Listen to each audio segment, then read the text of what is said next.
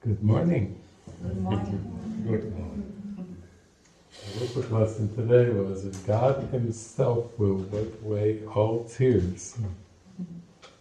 Very beautiful. That He's just teaching us that the only reason we have tears is because we judge what we see.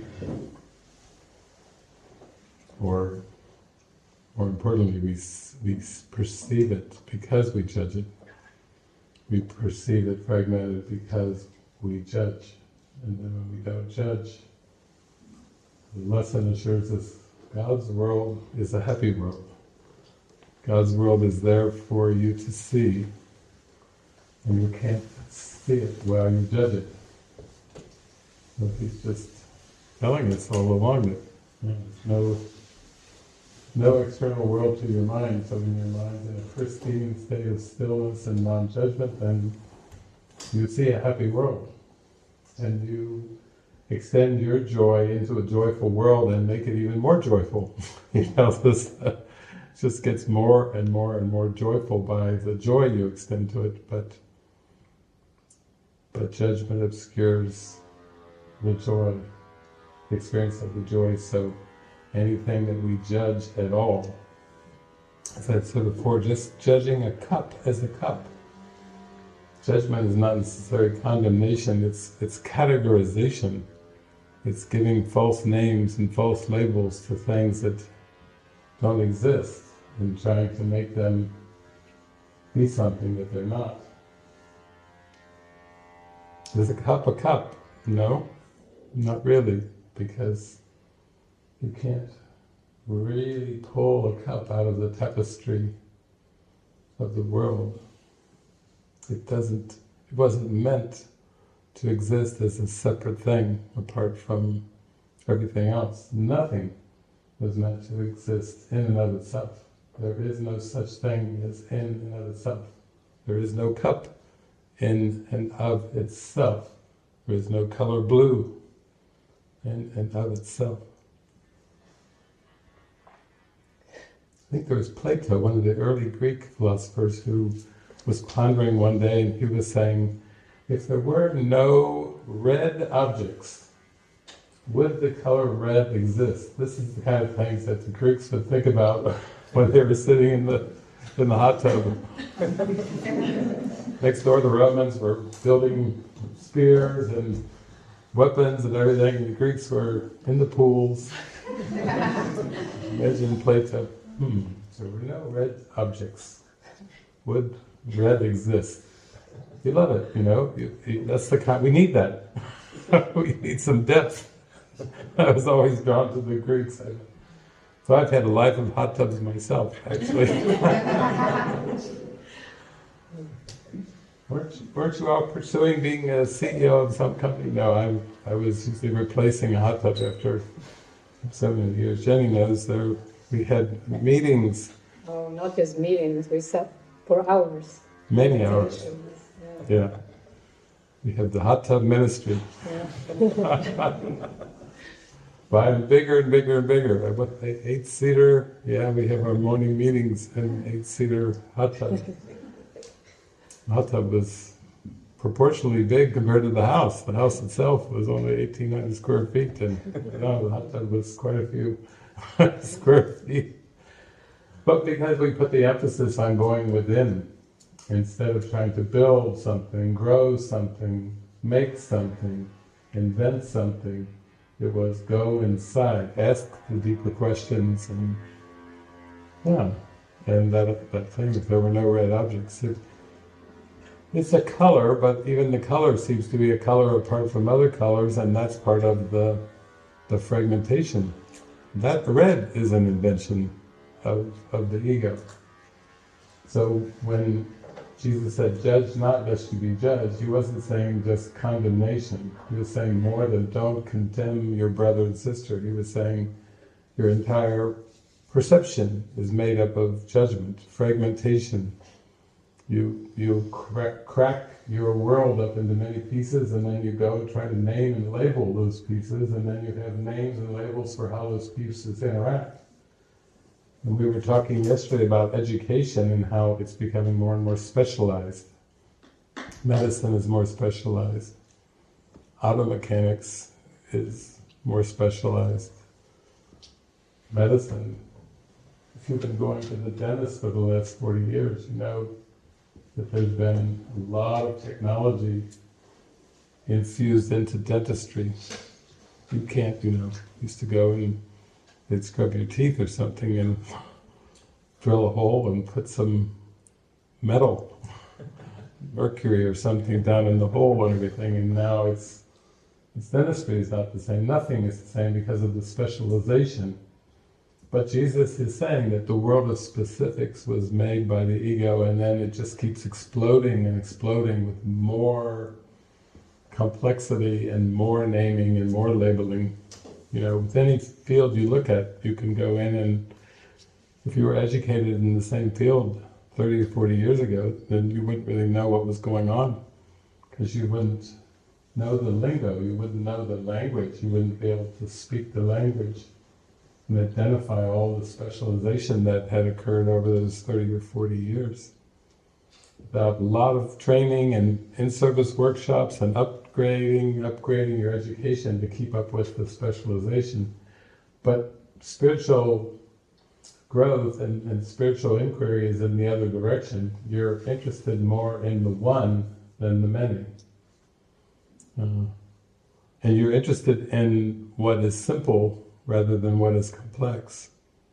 And really, you discover more that the present moment is as simple as it gets. It can't get any simpler than the present moment. So the mind that's just learned and overlearned this complexity now has to go through a phase of unlearning.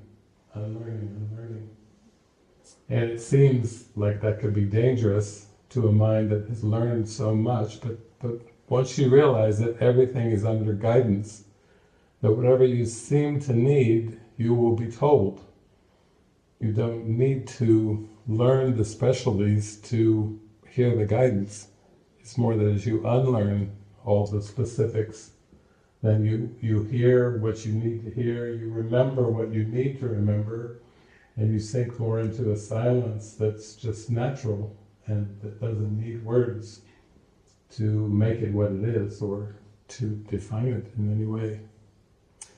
And that movie we watched yesterday, it just really stayed with me too through the night and into the morning, because the lesson was so strong that it's not about changing what's on the screen. We saw the main character, first he was quite clueless of what was happening initially when he first opened his eyes in the train scene, but then he, with a passion, with a great effort, he went at trying to solve the mystery and solve the problem that was given him to solve. Like a good military officer, follow the commander's instruction, find the bomb and find the bomber. Slowly they had to introduce the military instruction, and in one sense that's what humans are instructed to do. They're, at some point, when you're a child, usually you get to play a lot, and that's seen as a good thing, but then it's time to get serious, it's time to become a serious adult, and it's time to learn what you want to do with your life and go at it with determination and passion, and then you do that only to find you don't find complete fulfillment and happiness in that direction, and then it's usually undoing, unlearning, letting go of everything that was pursued, because it's not going to give the desired result. And even in that movie, I think our main character did want to find the bomb. He did that. He wanted to find the bomber, and then after he found the bomber, there was more steps. He needed one more insertion to go in there and feel he had handled it in a complete way. In such a complete way that he prevented the bombing entirely and turned the clock back to the point where Goodwin woke up in the morning, checked her phone message when she got to work, and received an amazing message that was like a premonition of what was to come, and basically saying, and your source code works better than even you think or than you even know. But it was really a message saying that consciousness is connected. It's not. It was cute the way when they pushed the red button and ended the life support for Captain Coulter. Basically, it looked like a picture. Everything froze, but then it did continue on, and that is a good symbol too, because the world just seems to continue on as long as there's a mind that believes in it. And that sleeping mind does believe in it, and it doesn't really end with a photograph, but it does end with a watching, where you watch the world and you see everything that's part of that world is equally unreal. The only purpose of forgiveness is to see the false as false. There's nothing more complicated to forgiveness than just simply to see the false as false. Forgiveness doesn't really generate anything new, doesn't create anything, it just simply sees the false as false. And even in this amazing Buddhist movies where that's the most glorified state in the Buddhist tradition, is simply to look upon the Maya and see it as Maya. See the false as false, and be amazed at it. Just be amazed at, oh, it's all false. That's it. And Jesus is saying, well, that's the gateway then to what's true. The light behind the dream can come into awareness when you cease to judge it. So it just stayed with me too, though, because it does bring your mind more to the place where you start to realize that you don't have this push and this sense of something inside forcing you to do something, forcing you should do this, you should do that. As I told Jenny at the time, you should never say should. Don't should on yourself. It really is, it is kind of a forcing thing, that it's a forcing mechanism that's saying something should be different than it is. That's what should is. Something should be different than it is, and nothing need be different. Nothing can be different than it is, but it's just eliminating that filter of ego that is unsatisfied, that is unsure, that is uncertain, that feels it's lacking in something, that's scarcity. It's a lens of scarcity that is going to push for something to change. Something needs to change is what should is about. Something needs to change in the world, and that's not the case. Nothing ever needs to change. It's simply the way I look upon the world. My gaze on the world needs to be in alignment with truth instead of error. So do not see error is actually a call to a natural state of mind, a state of, without judgment, all things are equally acceptable. Oh, that's very kind, that's very gentle. Without judgment, all things are equally acceptable. That's why Jesus says, let all things be exactly as they are. That's why Paul McCartney recorded the Beatles song, one of the most famous of all the Beatles songs, Let It Be. Speaking words of wisdom, let it be. It was really that same presence coming through and just saying, gaze upon the world, let it be what it is. It doesn't go with our programming, which is always about bigger, better, faster, more. Our programming is about achievement. Our programming is about overcoming something in the world, fighting the good fight.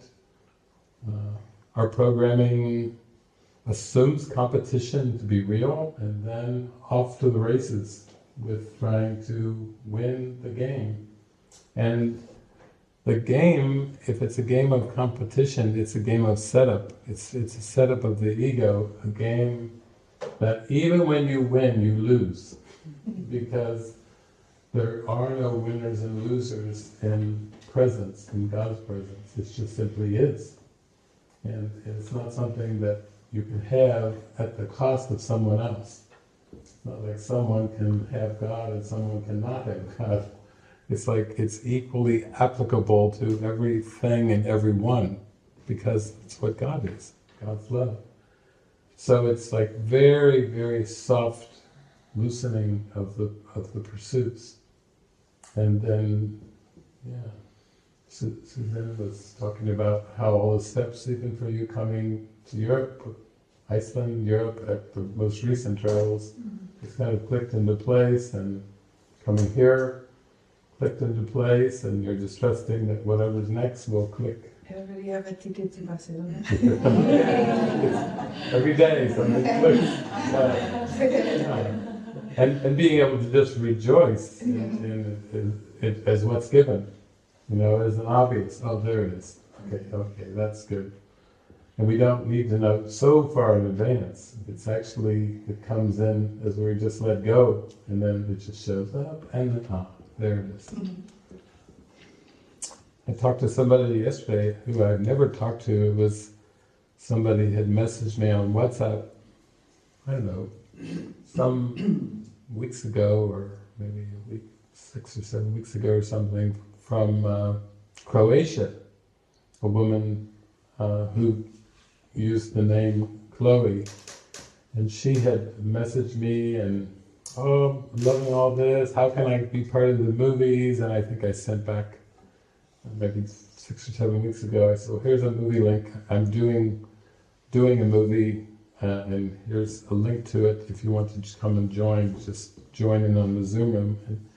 And then she sent this yesterday, I think in the morning, this long, glowing message about how this is, I spend my day, all day, watching your videos, using the resources, watching the movies. It's a woman in Croatia who's married, who has little children, and who basically every waking hour she has during the day, she is just, oh, I love the community, they're so open-hearted, and she's just over there using the internet and just tapping into all the resources all day long, as her husband says goodbye to her in the morning and comes home at night. Is that guy still on the video? Yes. Going on. Oh yes, all day long. All day long. And the community and the movies and the resources just doesn't miss a thing all day long. But she was just saying just how happy she is. Oh my God, this is showing me everything, and I'm so connected to Jesus now, and I'm so grateful, and on and on. And someday I would like to come to visit you in Mexico. I don't know how that's possible with these little ones that I have, but I trust that it will happen. So I wrote something back to her, and then it was in the evening time. I had already put my phone to charge, but I went back to put my watch to charge, and then the phone lit up, and it was her in the evening, nighttime, dark. Oh, I'm doing it, I'm coming to Barcelona.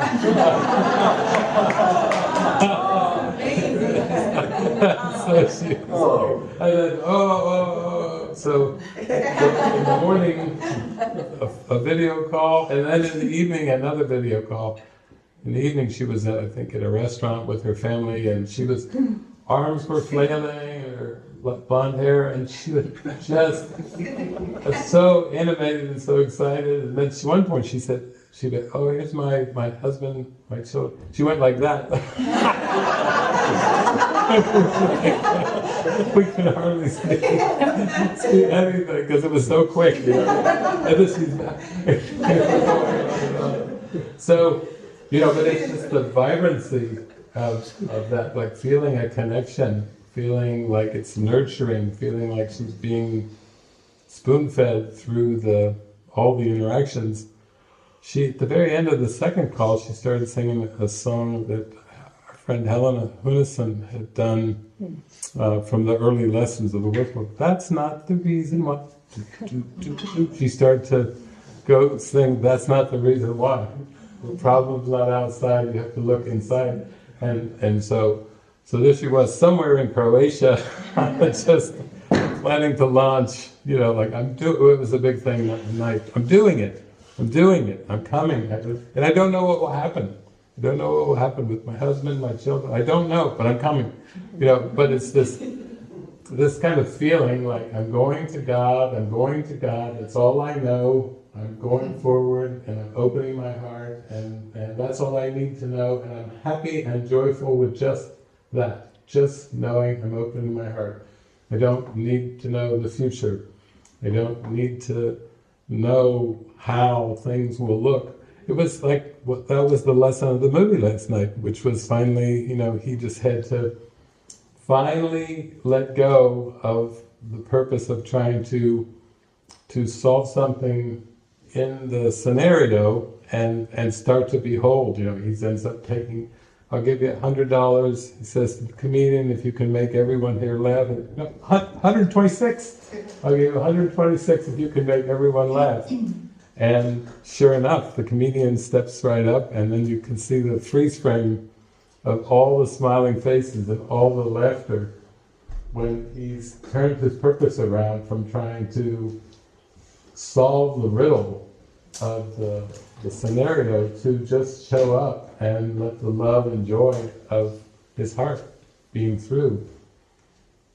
And you could see it with Christina too. She was quite delighted. She apparently was interacting with someone she knew as Sean, but she was like, Sean, you really changed. Like she was feeling the perception shift too. That this wasn't the same person that she rode on the train with every day. But it was a shift in mind, it was a shift in consciousness, it was a shift generating from within, first of all out of his curiosity. What is this? What's going on? And what am I supposed to do? Then it started to shift at one point to who am I? Using the internet to find out what was going on. Well, Captain Kohler, he's dead. Dead. You could just see the look on his face. That was like a big whammy. The one that I'm looking for, the one that I think I am is dead. And getting that information coming in is like, okay, another step in the spiritual journey. The one that I believed I was is dead. So I can't really stay identified with that one anymore because that one's gone for 2 months. Dead for 2 months. Not like dead 2 hours ago or yesterday. Dead for 2 months. Okay. Something's going on here, then I have to find out what it is. That's the kind of inquiry, that's the kind of spark we need in our journey of discovery, to not just accept whatever our 5 senses are presenting to us as facts, but just as perceptions. And then start to say, maybe my 5 senses have not been reliable to me. Maybe they're part of the joke, or they're part of the trick. That's a big step in the spiritual journey, when you start to realize that the 5 senses are part of the deception, that you can't rely on them. Even though we've tried to stabilize them, and we always are asking questions. Where were you? Why didn't you stop and get the milk like you said you would? We always are questioning, because we want our perception to be stable. We want it to be coherent. We want it to have continuity. And then the frustrating thing about the human condition is it isn't. It isn't coherent, and it isn't consistent. It's very inconsistent. We have to start to say our 5 senses have been very inconsistent. And then we're constantly seeing more evidence that contradicts other evidence that we have, and then we start to wonder, what can I trust? And then people sometimes go into depression, and they think, there's some kind of a trick going on here, and I can't figure the trick out. And then it just seems depressing, like, oh my God. what is this? How am I going to find my way? How am I going to make my way if everything is so inconsistent? But that's what's so helpful about the teachings that Jesus is giving us, is he's telling us from the beginning that your perception is very unstable, it's not reliable, and that he does say at one point, only a constant purpose can stabilize events. So whatever events that you're perceiving in your perception, only a constant purpose in your mind will stabilize those events. So he doesn't just stop by saying it's unreliable, he's saying, oh, there is a way to stabilize it, and I'll tell you, it's a constant purpose. You need the Holy Spirit's purpose. You need to hold that like a torch out in front. You can't hold it like a torch or a flashlight behind you, because you'll still trip and fall and stumble in the dark. You need that torch out in front. That's what the whole setting the goal section in the text is about. You need a constant, stable purpose out front. You can call it peace, you can call it truth, you can call it whatever you want to call it, but you have to let the purpose lead the way. And that's why he says there's one question you can safely ask with regard to anything, and that's, what is it for? What is the purpose? Even with the phone in the workbook, he says a phone is a device, a tool for reaching someone who's not in your proximity, but the real question should be, what do you want to reach him for? He's asking, what do you want to use the phone for? Not the purpose for just speaking with somebody who's not in your proximity. Do you want to call them and yell at them? Do you want to call them and blame them? Do you want to call to get something from them that you believe you need? A lot of calls are for getting something. Answer, even when the phone's dialed and it's ringing. Answer the phone. Why? I need to get something from you. I expect something from you. Jesus is like, whoa, whoa, whoa, whoa. What do you want to reach him for? Are you calling to give a blessing? Are you calling to extend a miracle? Are you calling to extend love? Then you have a good reason to call. But if you're not calling to extend love, you don't have a reason to call. Put it down. Set it down. Go inside. Get in touch with your purpose. So that starts to be extremely practical, because it sets you in a direction where you start to feel like, wow, that's all my life is really for, is to give. I need to be like the flower that gives its fragrance, moment by moment, day after day, week after week, year after year. It's just there to offer the fragrance and the beauty as a gift. But there's no reciprocity with it. The flower doesn't charge money for smelling the fragrance. The flower doesn't charge money for, oh, you think I'm beautiful? $3, €3. It's ridiculous to think of a flower charging money, but actually it starts to show how ridiculous the human construct is, when the body was simply meant to be used as a communication device and nothing more. And the ego uses it as a mechanism for getting. The ego is a belief in the mind. The ego wants to get things for its own pride, its own sense of existence, and then it uses the body as a getting device. And when it does, the body seems to break down. And grow old and get sick and die. But only because it's being used by the getting mechanism in the mind. There is a giving mechanism in the mind, which is the Holy Spirit. And if the body is solely used by the Holy Spirit, then it's as serviceable as long as it's necessary, and then it is gently laid by. Like taking off a sweater or a jacket. Service, service, service, service. Okay. And there. That's what death can be, is like a gentle laying aside of something that has served well. Thank you. we thank the body, Jesus says, for its service, and then you can lay it down. When our beloved Francis passed away, it was a little bit over a year ago, that was the quote that we put out about thanking the body for its service for a while, and then being grateful for it, and then laying it aside, because it has served its purpose. It has been used for what it was intended to be used for. So that is a very different purpose for your life. We don't come to this world with this strong giving urge in us. It's pretty much covered over by the getting mechanism of the ego.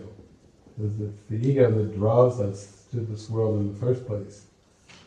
And it made the world to be a distractor device to seem to have lots of things that you can get. And then it's like going to a fantasy world where there's always these things to get, and then you seem to be able to just decide of all these things, which ones am I going to get today? And then the next day, which ones am I going to get? But it's all for keeping the mind locked into the ego. So when the mind is simply going to use the body as a communication device, then it's more ready to let go of the body and the world in that sense, because it's more ready to come back to the pure state of giving, which is what God is. Pure giving. There's no getting involved in it. So too, we have one more movie night tonight, so we can look at even ask people, what kind of angle do you want to come at this? Last night was a very metaphysical movie and involved kind of a military goal and consciousness and everything, but we have different movies with relationships, with sometimes with psychic abilities, with different things that are part of the dreamscape that get used to go deeper.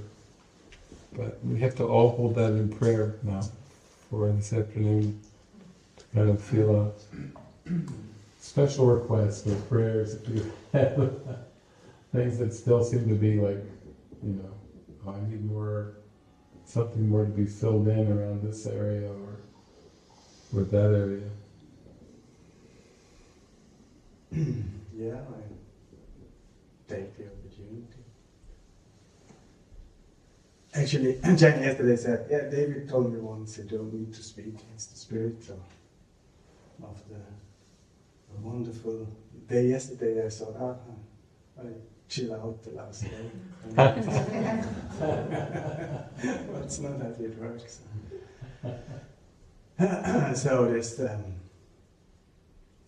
So the topic is to speak up and people pleasing. So I guess it was 2022 when I first spoke up in an online meeting after the diagnosis from my wife. And things have been really, the last 10 years, very changing, but didn't feel so light, or was not so much joy. But there is a lot of joy, especially yesterday. Was probably one of the most joyful days. That's wonderful. And I realized it has to do also with allowing myself to gently speak up, because I tried to be strong people pleasing. I feel like it started in childhood already, not speaking up, and when I have issues, it's like there's no, I have this strong feeling when I get touched just to be, it's okay, and then I feel like shrink, and I was able to speak up, and I did 10 years I went into coaching boxing, so I tried, to like get a strong attitude but this doesn't feel, because I realize it's the mind. If I'm not honest And this vulnerability can just be, then it won't go away again. And I realized it was necessary to be able to do that, to gently say, I feel like that we just join in mind. And then I was also open to hardly join as never possible. And I just could, after one eye gazing over lunchtime, which was like the trigger where I received so much, and I could just say, look, there's so much shame coming out, you said yesterday. Being ashamed of feeling the joy, I hardly could hold it. But then and then I remembered, okay, after the eye gazing in the afternoon, how can you hold it? It's just by extending. And I could really see how there's one part of the mind who would try to, how to repeat that. Already you could see how it would not work, but extending would work. Yeah. And so I feel extremely grateful for that. And it was connected for me. I could see with this speaking up, and it was also all the issues are coming automatically. So I was driving in today, and was Jenny already waiting, and then I said, can I park? And Also for work. and he said, someone would come to me. I could also ask for a spirit. I said, where to park? And he said, maybe you could, but fine.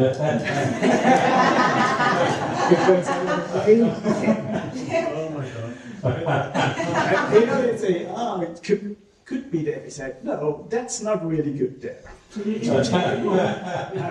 drive there, and no, you have to drive backwards. and thank you so much for that. Really, we learned so. And it was just realizing me then how it's about gently. It was not about saying no. It was okay for me to follow that. It was more about to admitting the feeling. Also later to say how I felt, which was difficult for me. So I felt, didn't feel so good, but I followed. But that is difficult for me. Not anymore. So, and I lay it on the altar now to gently say, listen, I feel differently, or could we just join in mind instead of touching? And so speaking up, not getting into anger to steer you up to maybe speak out and to honestly speak up from the heart, which is much more difficult, but still straight saying what you feel. And I felt extremely connected to be able to receive and extend that love that I received yesterday, which, That's beautiful. That is showing that this different way. It doesn't have to be challenging, but it does have to be different from these past patterns where there's so much hiding going on, maybe not even recognized. The people pleasing is involved with a lot of hiding, and that's not necessary. So the opposite of the hiding would be the authenticity, the transparency. We have to be taught and learn that transparency is valuable.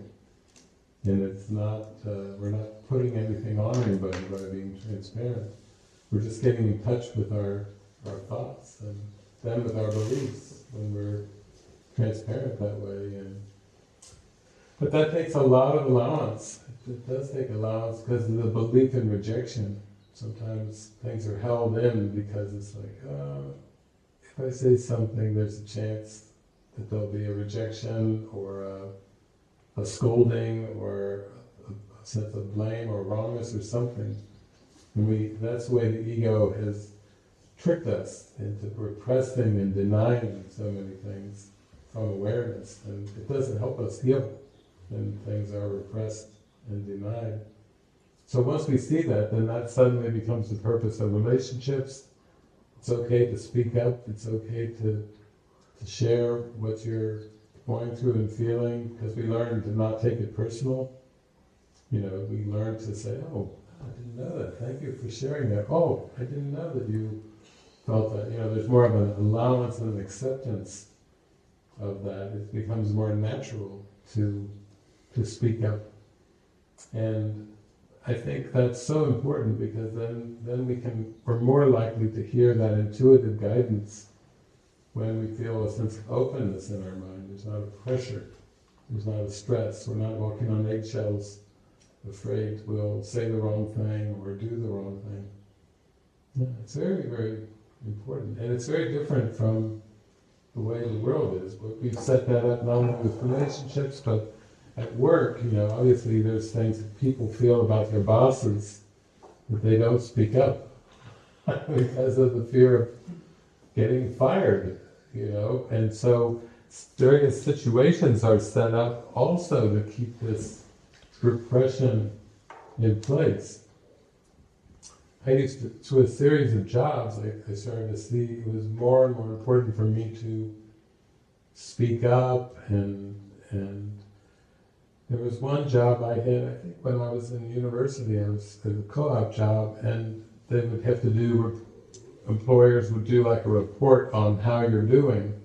And one of the things that they said about me in that particular job was, David has a tendency to swallow his words, or to turn them down or mumble if I was afraid of what I was saying, afraid of it being heard.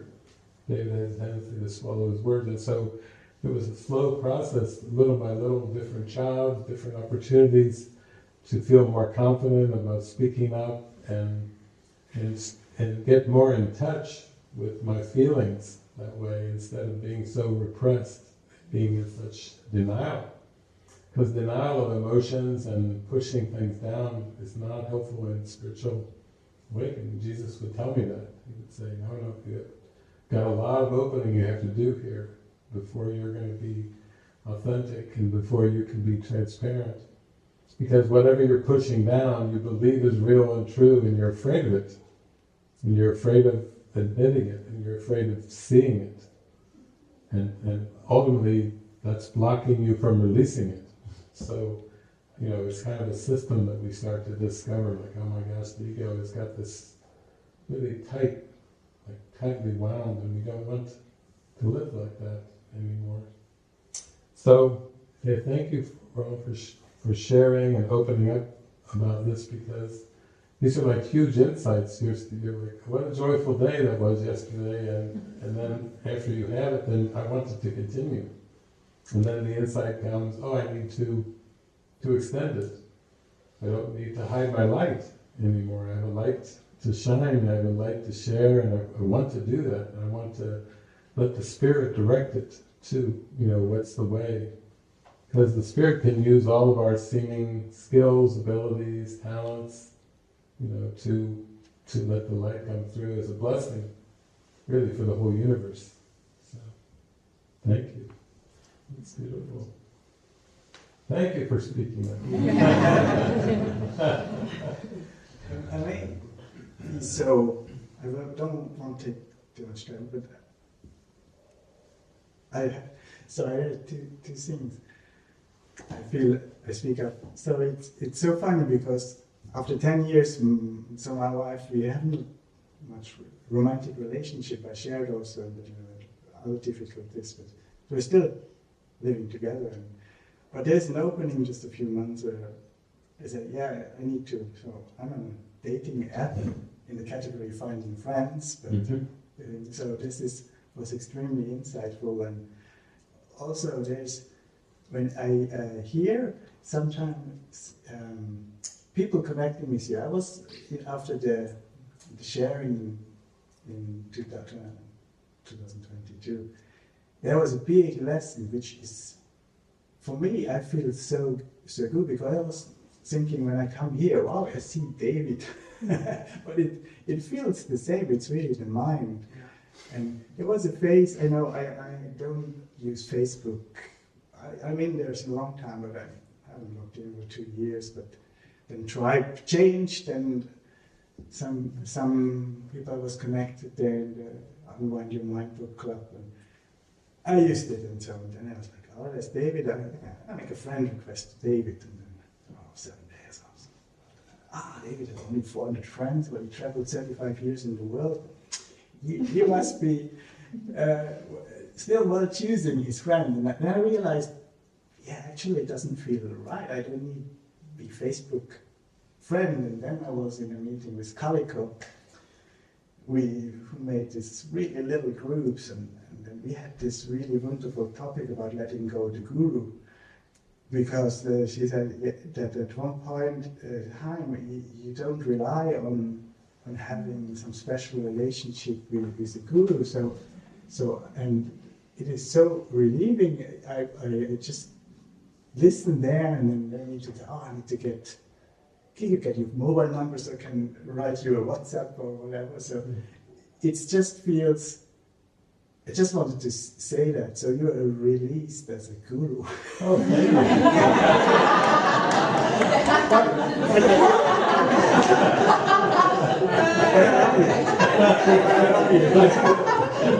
I really love you.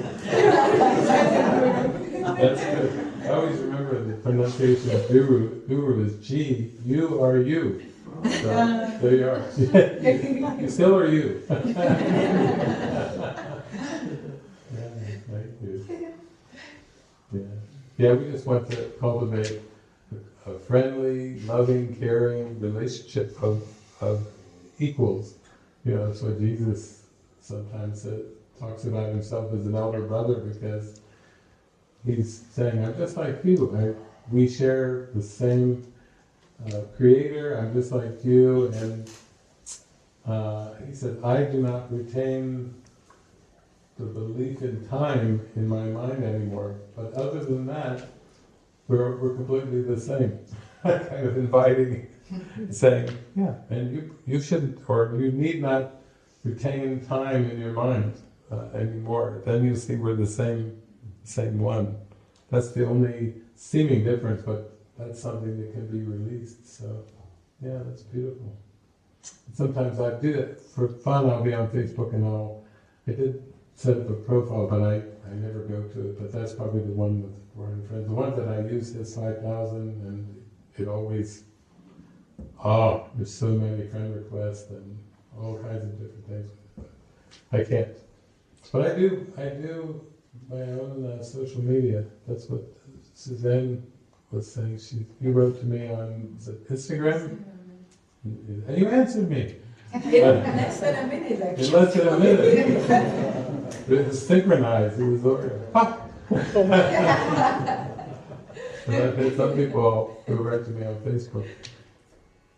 I know this isn't really David. I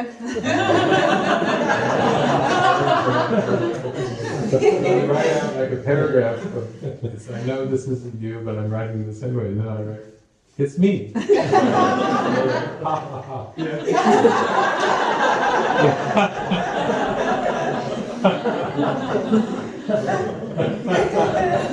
What can you do? So we just like to keep it cordial and friendly, and yeah, that's what it is. We're all in this together. We're all working out. Yeah.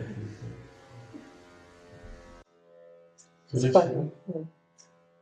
Yeah, thank you, Roland, for bringing up also this parking situation. It stirs up for me something like, I kind of suppressed it already this morning, but there was, there was a kind of conflict, like I shouldn't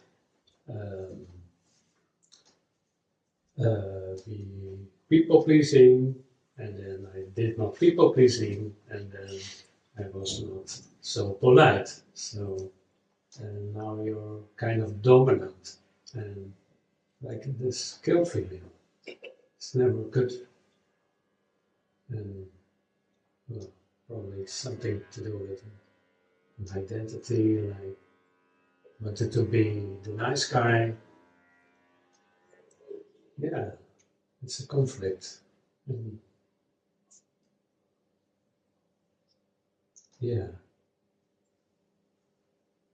yeah. So I will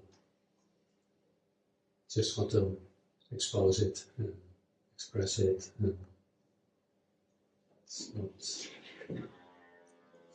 fix my attention for the rest of the day or something. Yeah.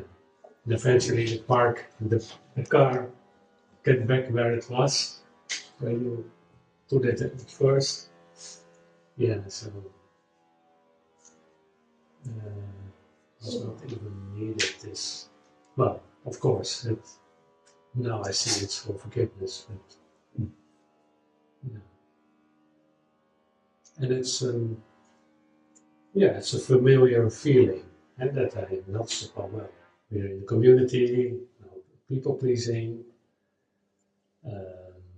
So maybe it's another role in my mind, but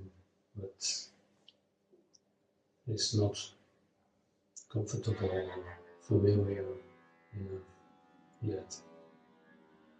Yeah, it's our made-up, make-believe self-concept has a number of aspects to it and roles to it sometimes. And they're all learned. They're all meant to be unlearned, so we can forgive what we made, take the place of the truth. But even the unlearning of the roles has to be just under the gentle guidance of the Holy Spirit. So we sometimes are given assignments or roles. Obviously in the movie last night, Captain Coulter Stevens, he was given a role, a use, find the bomb, find the bomber, and so forth. And he was a dutiful military serviceman, of following the instructions with resistance sometimes. He had many questions and much resistance. And then as it went on, he was resistant. His mind would resist even going back to the scenario. They kept trying and trying and trying. It wasn't until they played the voice of his father, Donald, speaking, that he said, okay, send me back in voluntarily. He was resisting even going back into the scenarios. So if we see that those self-concept roles are part of the gentle unwinding and gentle undoing, and that the Spirit is using them to help us get in touch with what's underneath them, because obviously we had to have some kind of guilt to take on these roles in the first place and leave our Christ identity and take on these roles. But that's very much a part of what spiritual community is. It's just a lot of prayer and a lot of guidance. So sometimes people who have not been in certain roles are put into certain roles because it helps accelerate their undoing of those roles. Not for any kind of reason to gain more status or pride, but to undo them. And even with the original two with the course, Bill and Helen, Bill was the head of the department, and he hired Helen to be a research psychologist on Columbia Presbyterian Medical Center's staff in 1958, and so she was there, part of the staff, for like 7 years before she started hearing those internal words. This is a Course in Miracles, please take notes. Repeatedly, this is a Course in Miracles, please take notes. And then she was very frightened by it, because usually psychologists lock people up. You are hearing voices, so you can imagine the conflict. She said, Bill, her boss, Bill, it's incessant, it won't go away, it just keeps saying the same thing. This is a Course in Miracles, please take notes, repeating itself over and over. And Bill was like, well, maybe let's take it down. Let's take it down, and if you write down what it's saying, and if it's gibberish, we'll read it, we'll throw it in the garbage can the next day, and we'll carry on. And so he was there working with her, but at some point, Jesus started to use Helen, and so she was channeling his voice to address Bill, because at one point Jesus said to Bill, you're a professor afraid of professing. What does that mean? he's a professor afraid of professing. Well, he's a professor in a higher, Columbia Presbyterian Medical Center in the university setting, and he's afraid of professing, so he's taken himself out of the classroom. He's not teaching anymore, he's just doing the administration.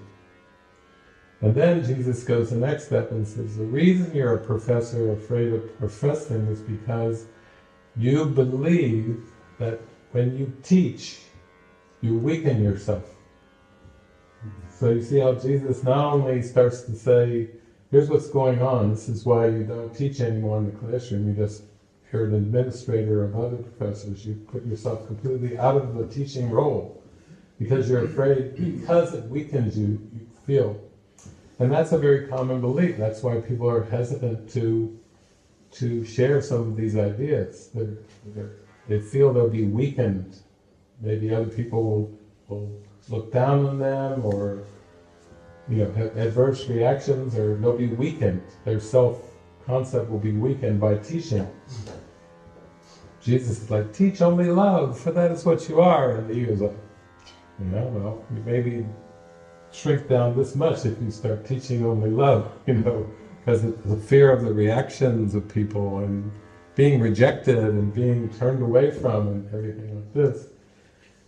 So that was important for Bill to start to understand that he needed to be more confident, slowly, and he really studied and practiced. He was one of the first 2 Course in Miracles students on the planet, but he really took to it, to really study it, practice it, and more get more faith and trust in turning to Jesus and turning over his fears and doubts.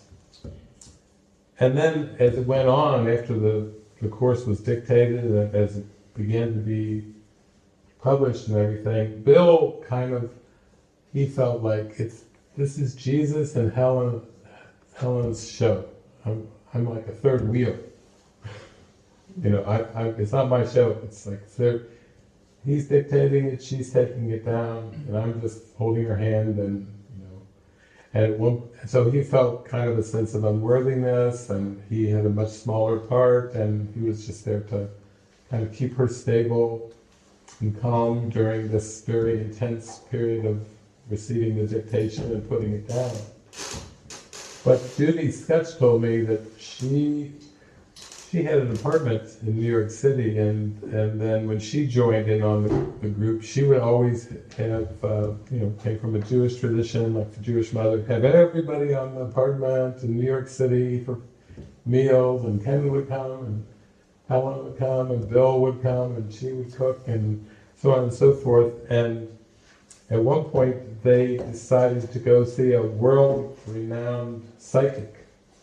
So Judy said, so they all went. She went, and Helen, Bill, Ken. They go to see this psychic, and the psychic goes into a trance.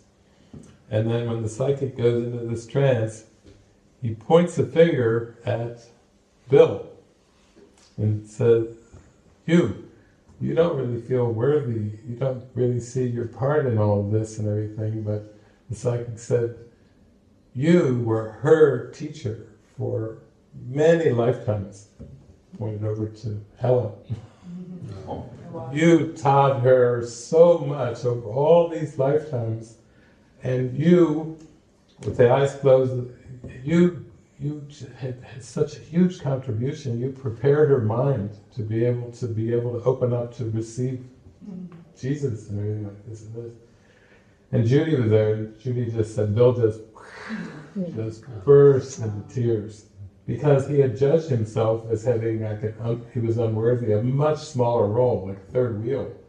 And that was one of those psychic kind of experiences where the spirit was coming through this psychic and just saying, no, you have no idea the bigger context of things in the overall plan. And that's the way it is with these roles. We tend to be pretty strongly identified with certain roles, or even roles that are given us.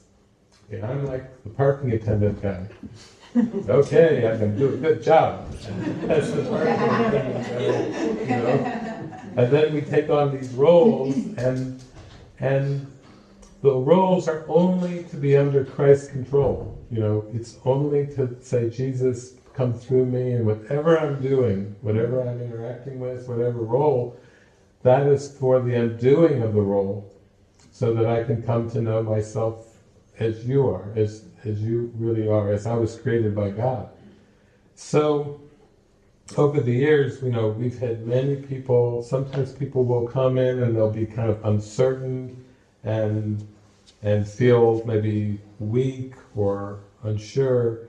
And occasionally, if they have a strong willingness to listen and follow, then Jesus will say they need to be put in a leadership role.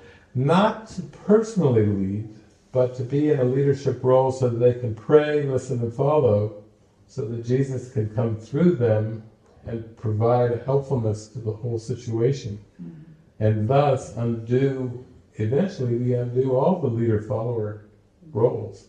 Because those are just ego things they're just ego roles that have been made up. Usually the leader role is the superior role, and the follower role is the subordinate role. But we all know in different situations with different people, we feel both of those tendencies. Sometimes we're with someone and we feel like, oh, I should follow.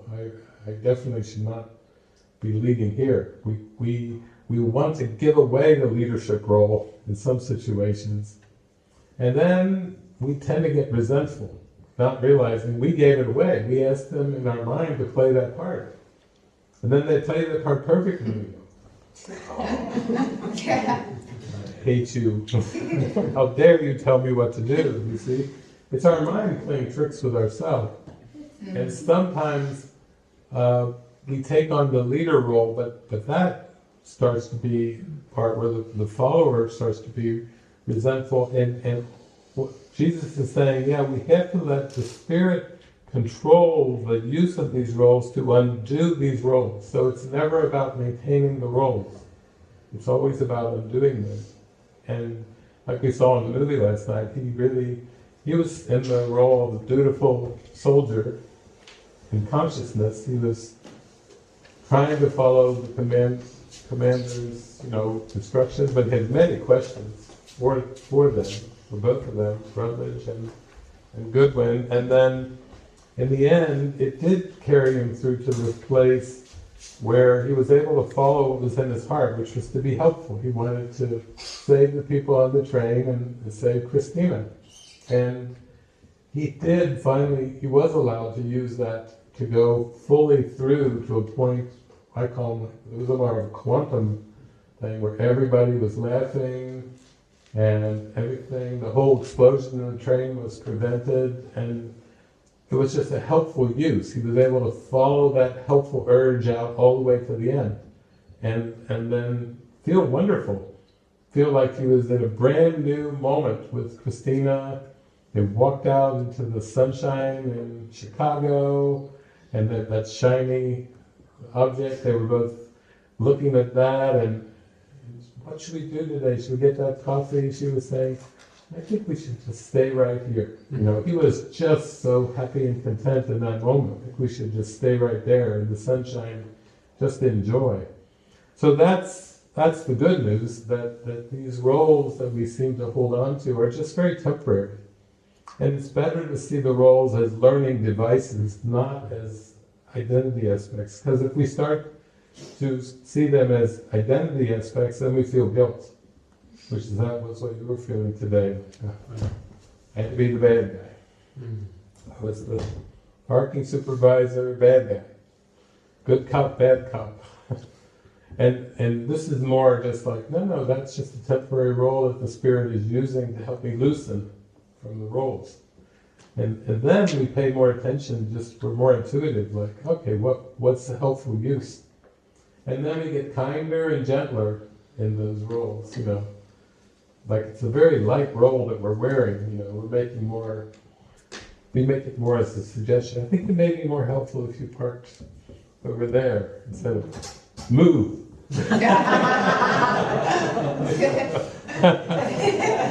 It gets softer. The less identified we are with the role, It feels more like we give the suggestions. But we're not like the Gestapo, trying to enforce something. It's like everything in the world you can use for Yeah. forgiveness. Yeah, everything can be used by the Spirit. And we're just starting to just get out of the way and let it be used by the Spirit and feel the joy of that, the lightheartedness.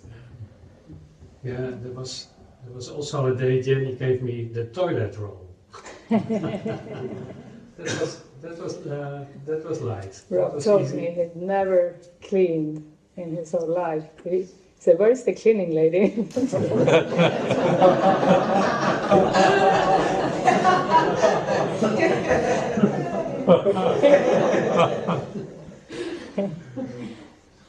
Yeah. Just for the undoing. There is so much undoing coming together in community and accepting the different roles. I thought it was interesting. Yesterday you said you were named king, after King David in the Bible, and so Matthew was our first community member, and it's been very intense with the role, because I'm in the leadership role, he's in a follower role, in the community, and there has been a lot of intense, strong emotions coming up, and one day Matthew went into his higher mind, and his higher mind gave him a poem, and it's kind of very masterfully written, of being King David, and that everyone should follow him. So it's been this kind of very intense, like in the psyche, this kind of fight at times. This, like, how do we undo that self-concept? Yeah. I mean, Spirit has us on this journey to undo the self, the small self. We can't do it alone. We can't undo our own ego, but it can be. Yeah, I mean, I had a lot of intensity when I was with you in the early days. Through items of food.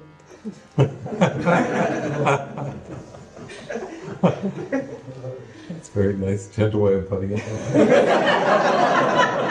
Items in you, just leaving that open. Yeah, but Cotton balls, daggers, rocks.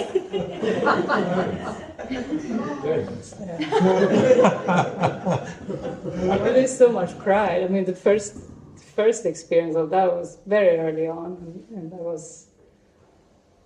I had this kind of feeling about male, female, what we should be so equal, and then I interpreted, because David asked me, "Can you throw me my sweater?" He was downstairs, I was upstairs. I said, I was saying something. I thought, who does he think that he is? And why does he need a sweater anyway if he's enlightened?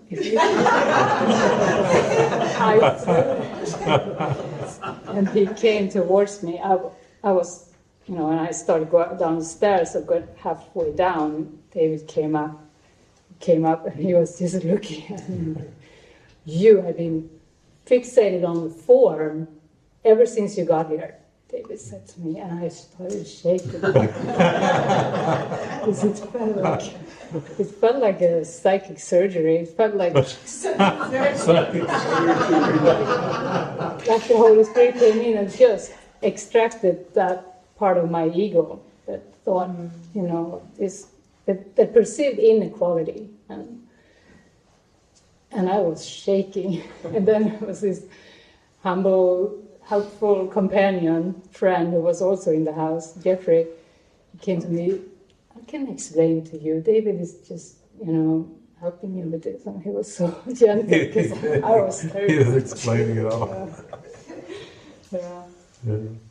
One time I know I threw a course book in Australia.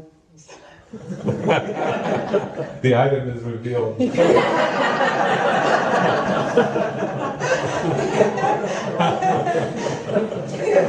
That was the last time. It's a lot of prayer, because there's such, the undoing is intense to the ego. So you just have to, with a group of people, you have to keep praying and praying and praying. What is most helpful in this situation? What is most helpful? Because you're breaking old patterns, old thought patterns of pride and the past. It's like the past is just so strong, and then you slowly is breaking it up, and so it can be dissolved away. But yeah, that's the thing. It takes a lot of faith and trust to hang in with it. Over the years, you just have to really keep remembering, what is my goal? What is my goal? What is my goal? And peace. The peace of God, is the goal that's underneath everything. And then things play out, because it's so much darkness that has to come up, because the whole journey is through the darkness to the light. It's not about trying to sugarcoat things and just use a lot of positive affirmations. And I always used to say it's like having a cake of mud, and you've got sweet, creamy icing on the cake of mud. And it's tempting to just stay and keep taking taste of the sweet icing rather than dig your finger down. But if you do dig your finger down, it comes up dirty, it comes up muddy. It's the sweetness is covering over the unconscious darkness, and we need that to be released in order to be fully free.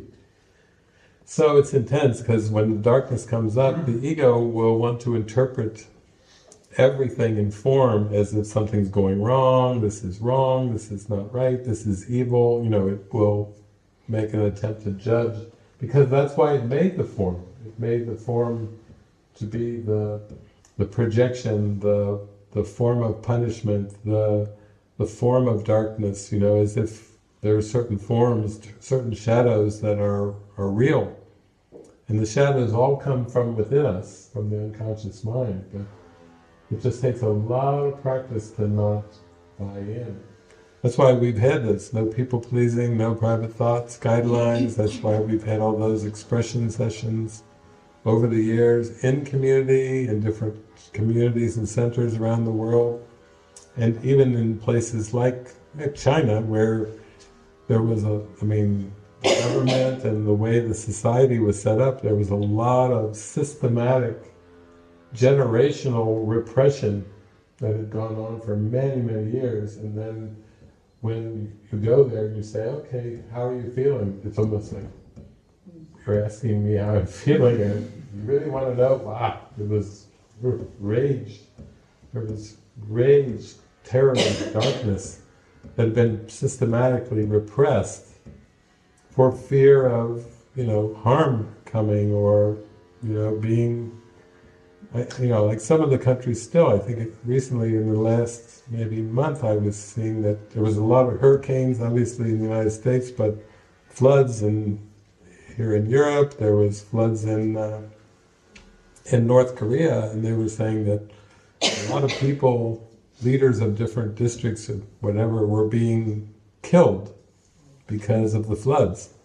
So imagine being put in charge of an area of land, and then it flooding, and then being punished by death for the flood. That's the kind of fear, when people have a lot of suppressed fear. It's a fear of consequences in the world. Very severe consequences coming, and then it's easier in the mind, it seems. The ego will say, just push it out of awareness, just don't acknowledge it. And this is a Course in Miracles, which is saying, allow it up, keep allowing it up. And we tend to use in community, a lot of projects and a lot of collaboration to kind of cultivate that spirit of joining and connectedness that needs to be there, and also to encourage communication. Because when we come to this world, it's not like we're big fans of communication. We all have our own ways of trying to put limits on communication and rein it in, and sometimes speak only when we feel it's necessary. Some of us grew up in families where we were told, children should be seen and not heard. That's quite a a thing to grow up with in a family. You're supposed to be seen but not heard. In other words, don't speak. But that's very unnatural for children, to just try to swallow everything and hold everything in. So it's definitely a lot of undoing that has to occur, but now we have a context for it. That's what's helpful about the Course.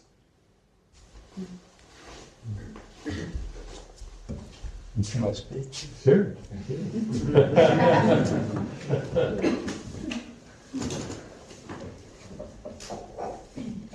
A lot of what you've been saying has resonated. So when I've been listening to you, at times I just get very manic in my mind, very intense. And then I go the opposite. I start to get sleepy. And then I think after all of that, I then get really panicky and I can't speak. That feels so unworthy. And there's been a lot of people spoken about that last couple of days. And then when you spoke about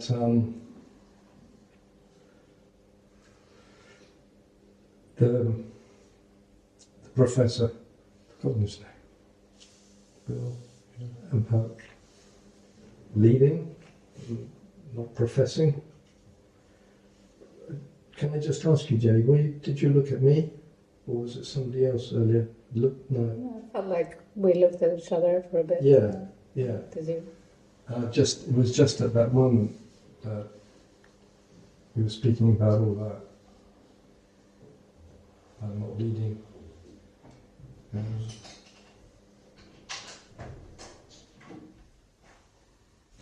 I don't know what else to say. I think it's just, I can go on, and I know I go on, but I don't know what to say. Just feel distressed. And I don't know how to. I had this thought at one point when all that sort of manicness was coming, that I just felt unworthy. And somewhere in all of it, I just get lost. And I remember coming to your retreats and sharing something about this once, and Kirsten was there as well. But quite often I would get into a cycle where I put off sharing, and then I didn't share, and then I was really frustrated with myself. Yet again, I hadn't shared. It feels like I've been losing my memory for over a year now. And I couldn't say it was because I was getting more into the moment, even though that's something I want to do, love to do. I feel it's more interference of fear. I'm struggling to remember things here, even.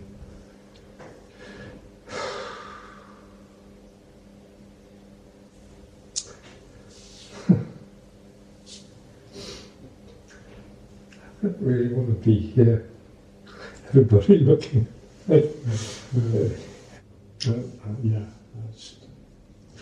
I could stop, or I could offer us a bit more information.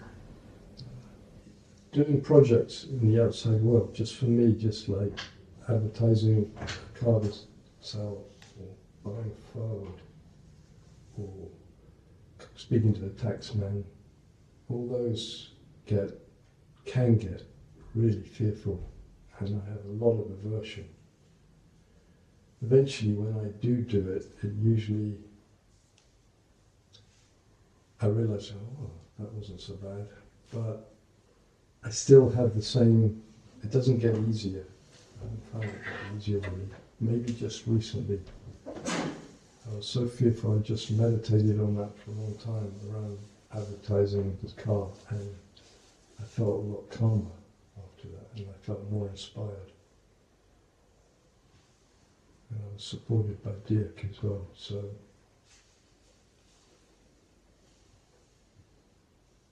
these are sort of areas where this gets disproportionately crazy, really.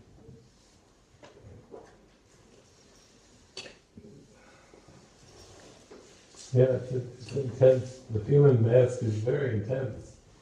And it helps when you start to see that there's underneath, way, way, way down in our mind, way underneath the mask and all of the beliefs, it's just an authority problem. And the authority problem is, who is my author? It's a question. We got the princess and the pea, the princess is underneath 23 mattresses and feels the pea that's at the bottom. Even through 23 mattresses, something's not right, something's uncomfortable. But it's helpful to start to remember, okay, that's what's underneath all upset is, who is my author? Is really the question, who is my author?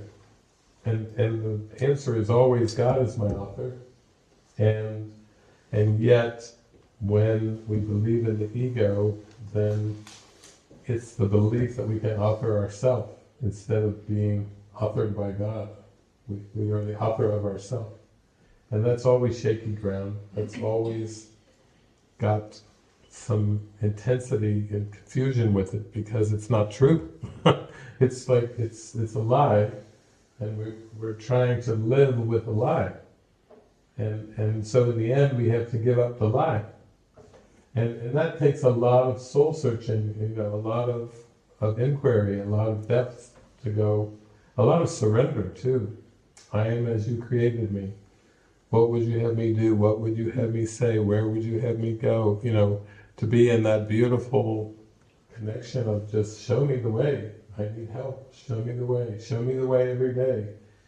And it can be around certain events like selling something, talking to the taxman, different interactions that we have.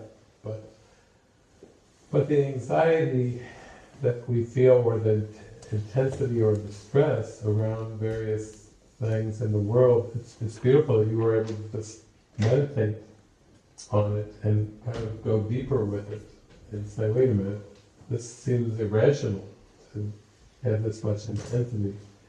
And in the end, we're just praying to be done through. We're just praying that the spirit is the one that moves the puppet. Just move the puppet for your purposes. I don't want to try to be like the old cartoon or character Pinocchio. Pinocchio starts off as a marionette, and Geppetto, the puppet maker, has made Pinocchio, and it's just a marionette, and then he has this thing in his mind, he wants to be a real boy in the parable, and then he wants to be off the strings, and as soon as he's off the strings, then he does have a voice guiding him, a conscious voice, which is a Jiminy Cricket, but he doesn't want to always follow Jiminy Cricket, and he doesn't pay attention to the helpful guide voice that he's given, and then he finds himself off in Pleasure Island, the big distraction, and where little boys get turned into half boy and half donkey. It goes bizarre. It goes really bizarre. But it starts with the desire to be off the strings, to be an autonomous real boy, and that's a nice little fairy tale that is reminding us again of this desire to create ourselves, to be our own creations, to not have to be on the strings and to be following something. In the case of the Course, Jesus is saying, I just heard one voice. He just had a prayer in his heart just to hear one voice instead of the ego and the Holy Spirit, just to let one voice direct and guide with every circumstance, every action. Was surrendered over to that, which is really just a way of saying, if I want to hear one voice, I want to know myself as you created me. I want to be real. I want to be my real, true, authentic, loving self that you created me as. And so it's kind of a working backwards, like in the Eastern philosophy, they talk about neti, not this, not that, not this. we start to approach truth by realizing everything that truth isn't. That we filled our mind with a lot of untruth. And when we want to learn how to forgive, so we can say, I believe, help my unbelief. My unbelief is where I haven't fully given my beliefs over to the Spirit, where I'm still trying to hold on to beliefs in an autonomous way that don't line up with love.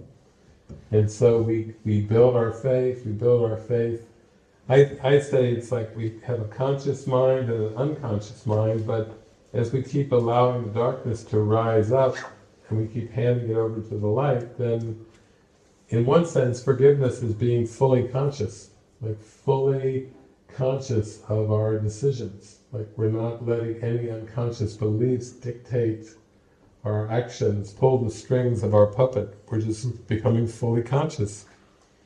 And to be fully conscious would be also to do it for the blessing of the whole universe. As human beings, we weren't trained on what's good for the whole. We were trained on what's good for me. And people would tell us, you really have to look out for number one. I was told that for many years, look out for number one. Look out for number one. And I'd say, who is number one? I'd say, David. And so, that was like being fed this thing. And there was a football player, a very good running back for the Chicago Bears, Gale Sayers, and he had a friend, Brian Piccolo, and this book was written, and the name of the book was I Am Third. God is first, my family is second, and I am third. And in one sense, we're being asked to put God first and go through a healing by putting God first. And putting God first means be intuitive, be listening, be following, be lined up with our true source, with our higher self, and come more and more and more into alignment with that higher self, and feel more natural, free, joyful, happy, peaceful, in alignment with our higher self. So it is kind of that's the conundrum. You're expressing this, Peter, where it's this thing about, it's what Roland was talking about too. It's where we feel some kind of inhibitor or some kind of thing that feels like it's holding us back from speaking up. And then it just kind of builds up. The inhibitor builds up. And sometimes in psychology they call it passive-aggressive, where sometimes we're very passive, and then at one point something flips over and we feel aggressive. And we can feel very manic, very energized, very out of control when that comes.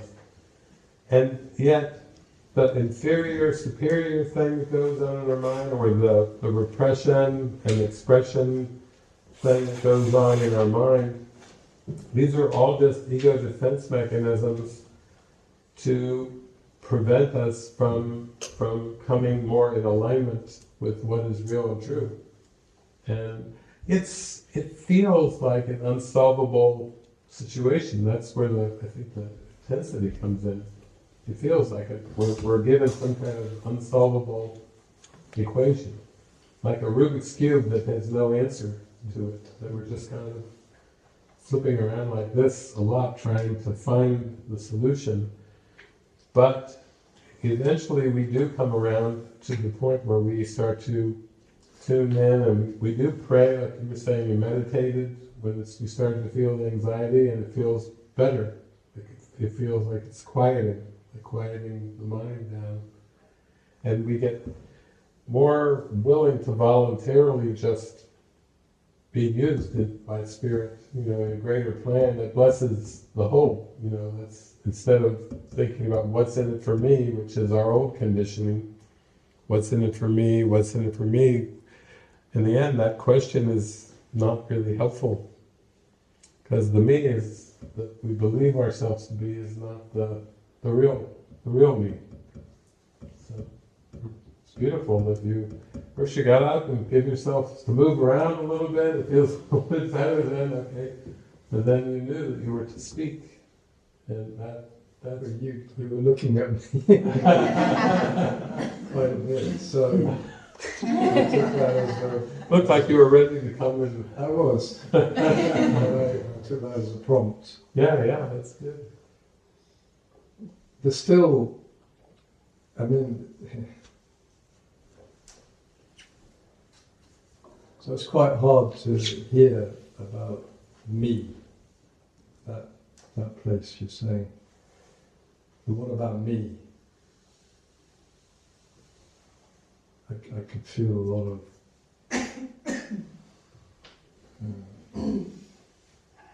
charge about that attack on myself.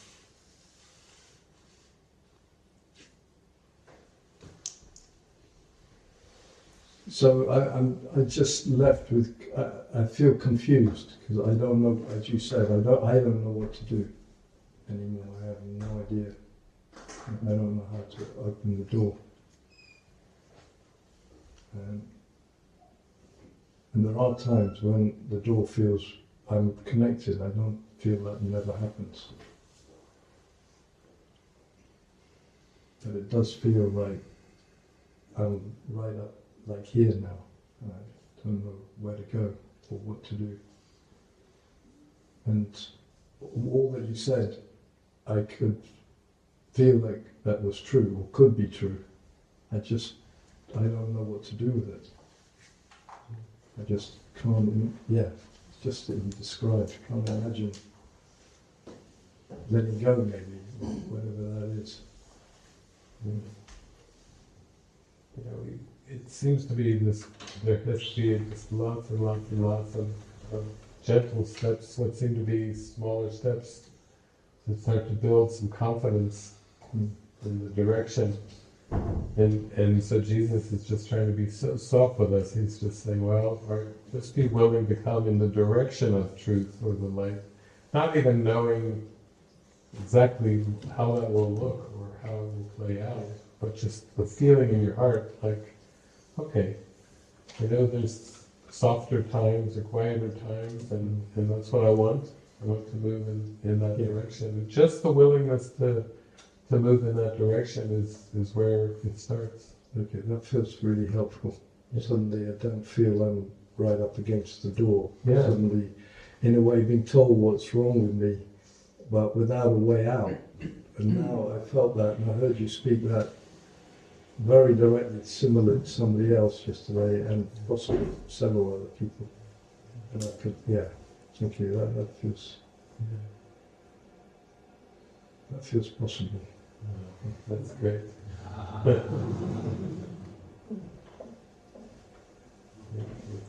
Peter.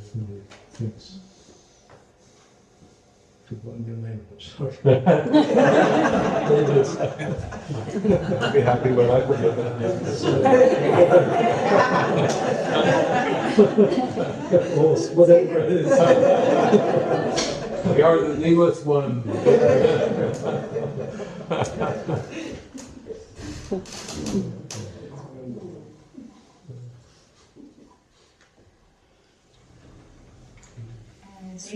I have this quote from the ACIM that keeps coming to my mind. It says, when you laugh at someone, it's because you have judged him as unworthy. And in which sense it says, when you laugh at someone? I don't understand that. Yeah, it's talking more in that context of more of a put down laugh. Like I love watching comedians, and I watched a lot of comedians and over the years. But some of the comedians, when I would watch the content of their jokes, they were put down jokes, and everybody was laughing. They would be putting someone down. Everyone laughed. The next joke, put somebody down, laugh, and their whole routine was put downs, and that's what that reference is from the Course. You know, it's this insecurity about worth, and this feeling that by putting somebody else down or laughing at somebody, it eases the tension or the guilt in some way. But it's not the gentle laughter of the Holy Spirit. It's the laughter of the ego. It's really it's a laughter based on superior inferior. And in the end, I used to watch those comedians, but in the end, it wasn't funny anymore. I would watch the comedian and I would just be like, that's not. It didn't. There was nothing laughing inside me, putting down somebody. On the other hand, you can start to feel like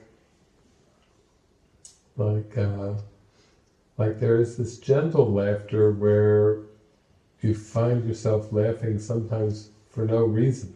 You just are bursting in laughter, like it's coming up from inside you and you're just laughing. And you don't even need comedy shows or comedians for it. It's just like you're just laughing at oh my gosh, I took this, how could I have taken this seriously? I can't believe I fell for this. But it's in a light, gentle way, it's a freeing laughter. Like Jesus saying the world will end in laughter. That's the kind of laughter that I would say is inspired by the Spirit. And it's a very gentle laughter.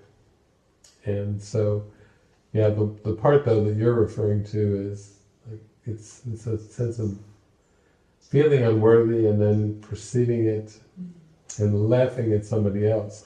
Look at them. And there's a saying, but for the grace of God, there go I. But I always got the sense that Jesus was saying, yeah, because of the grace of God, you have to say, there go I. I mean, everything and everyone is a reflection of mind. So the only way to feel the connection and the softness is to start to realize that we're all connected, and that nobody's ahead, nobody's behind. And there's no joy in putting anybody down, and there's no cause for laughter in putting a brother or a sister down. Because it's just reinforcing inequality and separateness and differences, and that's not funny. It's something we want to let go of. Yes. I feel called to share. It's been a very healing weekend, and I want to reference Roland here for asking the question about speaking up, because that's what inspired me to speak up. And the healing has been around the two areas that I have struggled with. And yesterday when I came in, my prayer for the morning was, there's a lot of effort in this journey. It feels very strenuous sometimes. And through the eye gazing yesterday, that was released with no effort. So that was yesterday's session. And then this morning, Roland pretty much asking the question I had about, speaking up. And the question I really wanted to ask was about guidance. And just verbalizing the question, the challenges I have with guidance started to release, because I wanted to ask about how do you differentiate between the voice of the ego and the voice of the Holy Spirit, guidance. And as I sat here, the blocks that I hold within started to come up. It's to do with, I'm worried about the kind of guidance I will receive, and maybe guidance I don't want to follow. And I think just the sense of heaviness that this journey is about sacrifice, which I know we touched on yesterday. There's really no sacrifice other than the belief that there is sacrifice, but there isn't any sacrifice that's being called on. So yes, there's been a lot of healing, but if there's anything you can add on the subject of guidance, how to be really clear, because when you share your experiences, it sounds like you have very direct interaction with Jesus day to day. in terms of how direct your guidance feels. For me, I find this second guessing, even when in hindsight it's very clear there was a direction that was being given. The second guessing, and part of it is to do with some expectation that it perhaps needs to be difficult. And a very good example, because I've been in Europe the last 4 weeks, using a company phone. At that point, I was beginning to worry my data will run out. And as I was waiting in Malaga at the airport, I just got inspired to go buy roaming Wi-Fi. And my Wi-Fi has been so easy. I'm in a country I don't speak the language. And that felt like guidance in a very practical way. So some of it is to do with expectations, I guess, that it needs to be heard. So therefore there's resistance to hearing it because of those expectations from past conditioning. So anything you're inspired to speak on that subject would be helpful. I think guidance is one of those experiences that it seems to get clearer and it seems to get more direct the more we trust. And the whole journey, the seeming journey of spiritual awakening is one of building trust, expanding faith and trust. And I think what you're describing is common for many people, that they have some good experiences with guidance, but they sometimes had some negative experiences, and then that turns into like a critique, like a suspicion or a doubt, and second guessing, which is not building confidence. The second guessing is more expanding the doubt. And I think for me, it is very much stepping out of our comfort zones, which is stepping out of our past associations.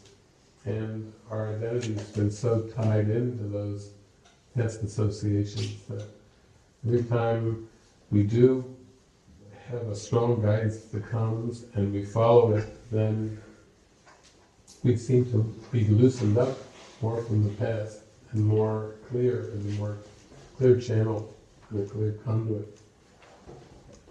Because as a human being, we have expectations of how there's certain things we would like to happen in our life, and certain ways we would like it to go. I know Frances, who I traveled to many countries with, she would always tell me that she said she had goals of traveling the world, of seeing many places, meeting many people.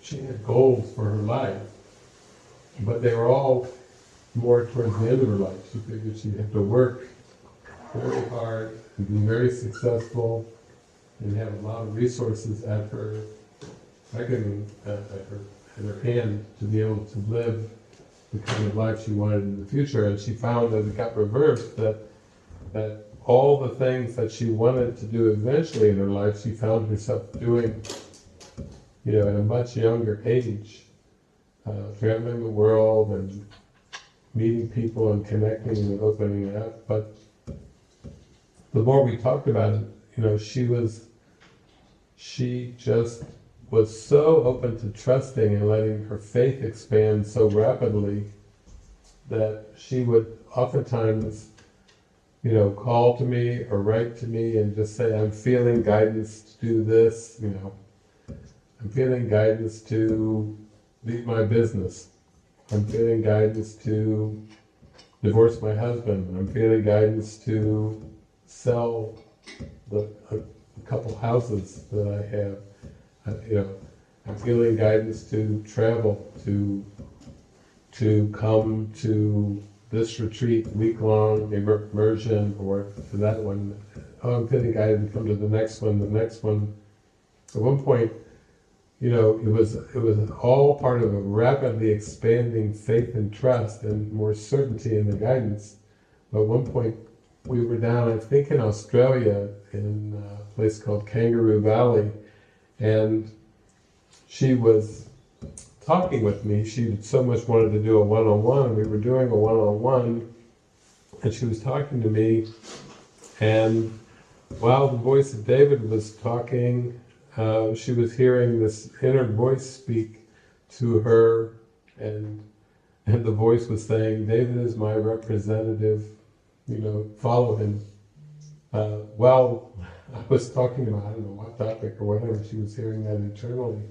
So there was a lot of, it seems to be directly tied into trust.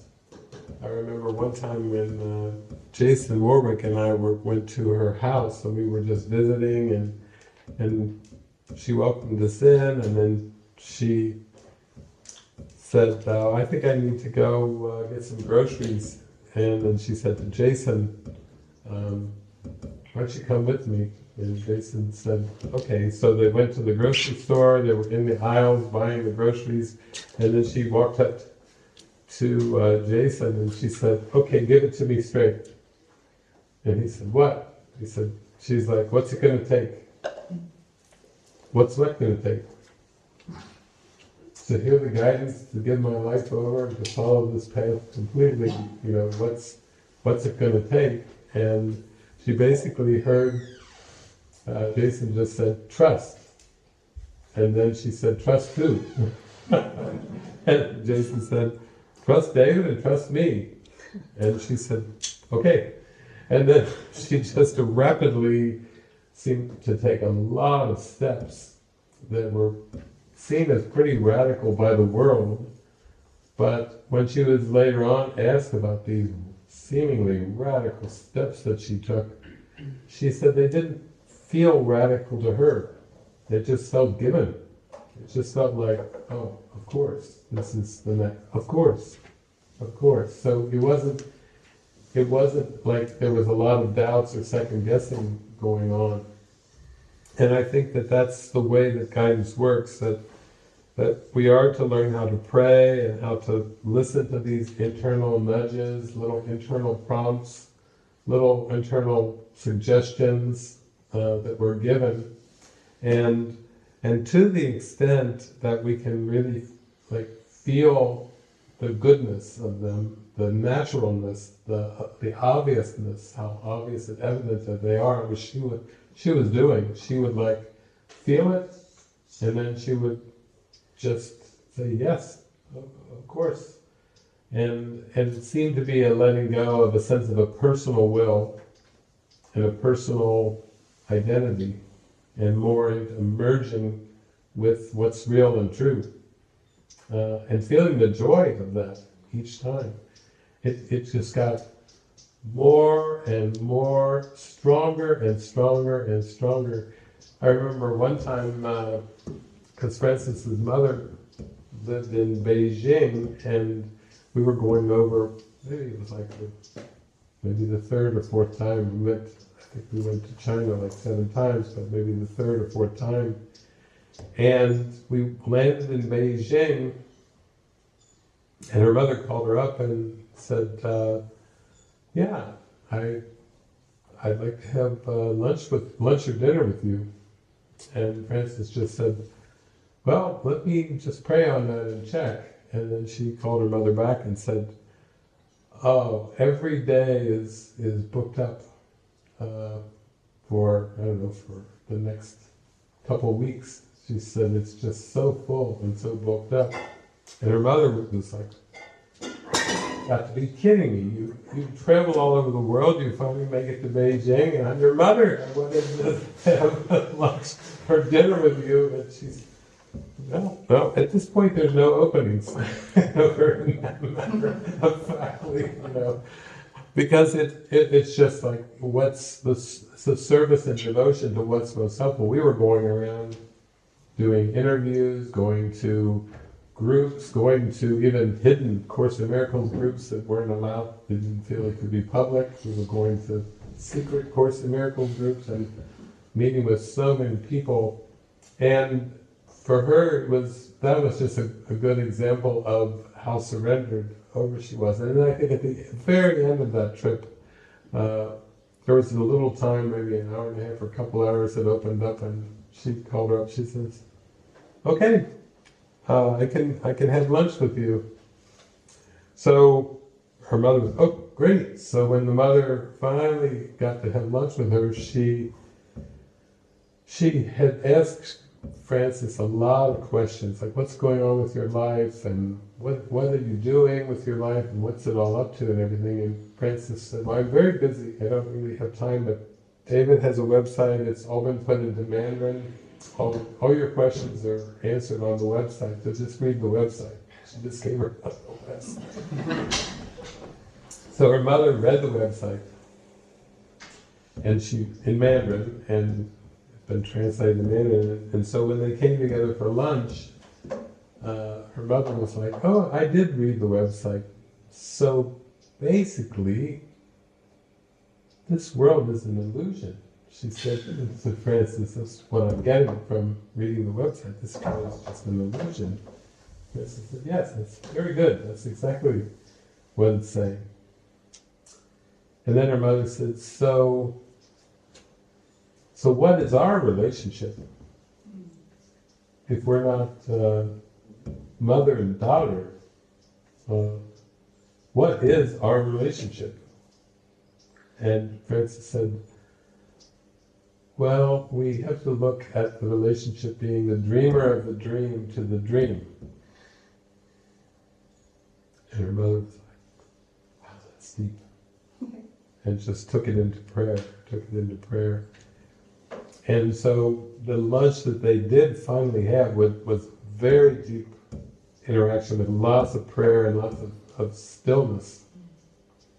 And then toward the end of the lunch, then the mother she just was very quiet, and she said, well, I guess then the only question there is who am I?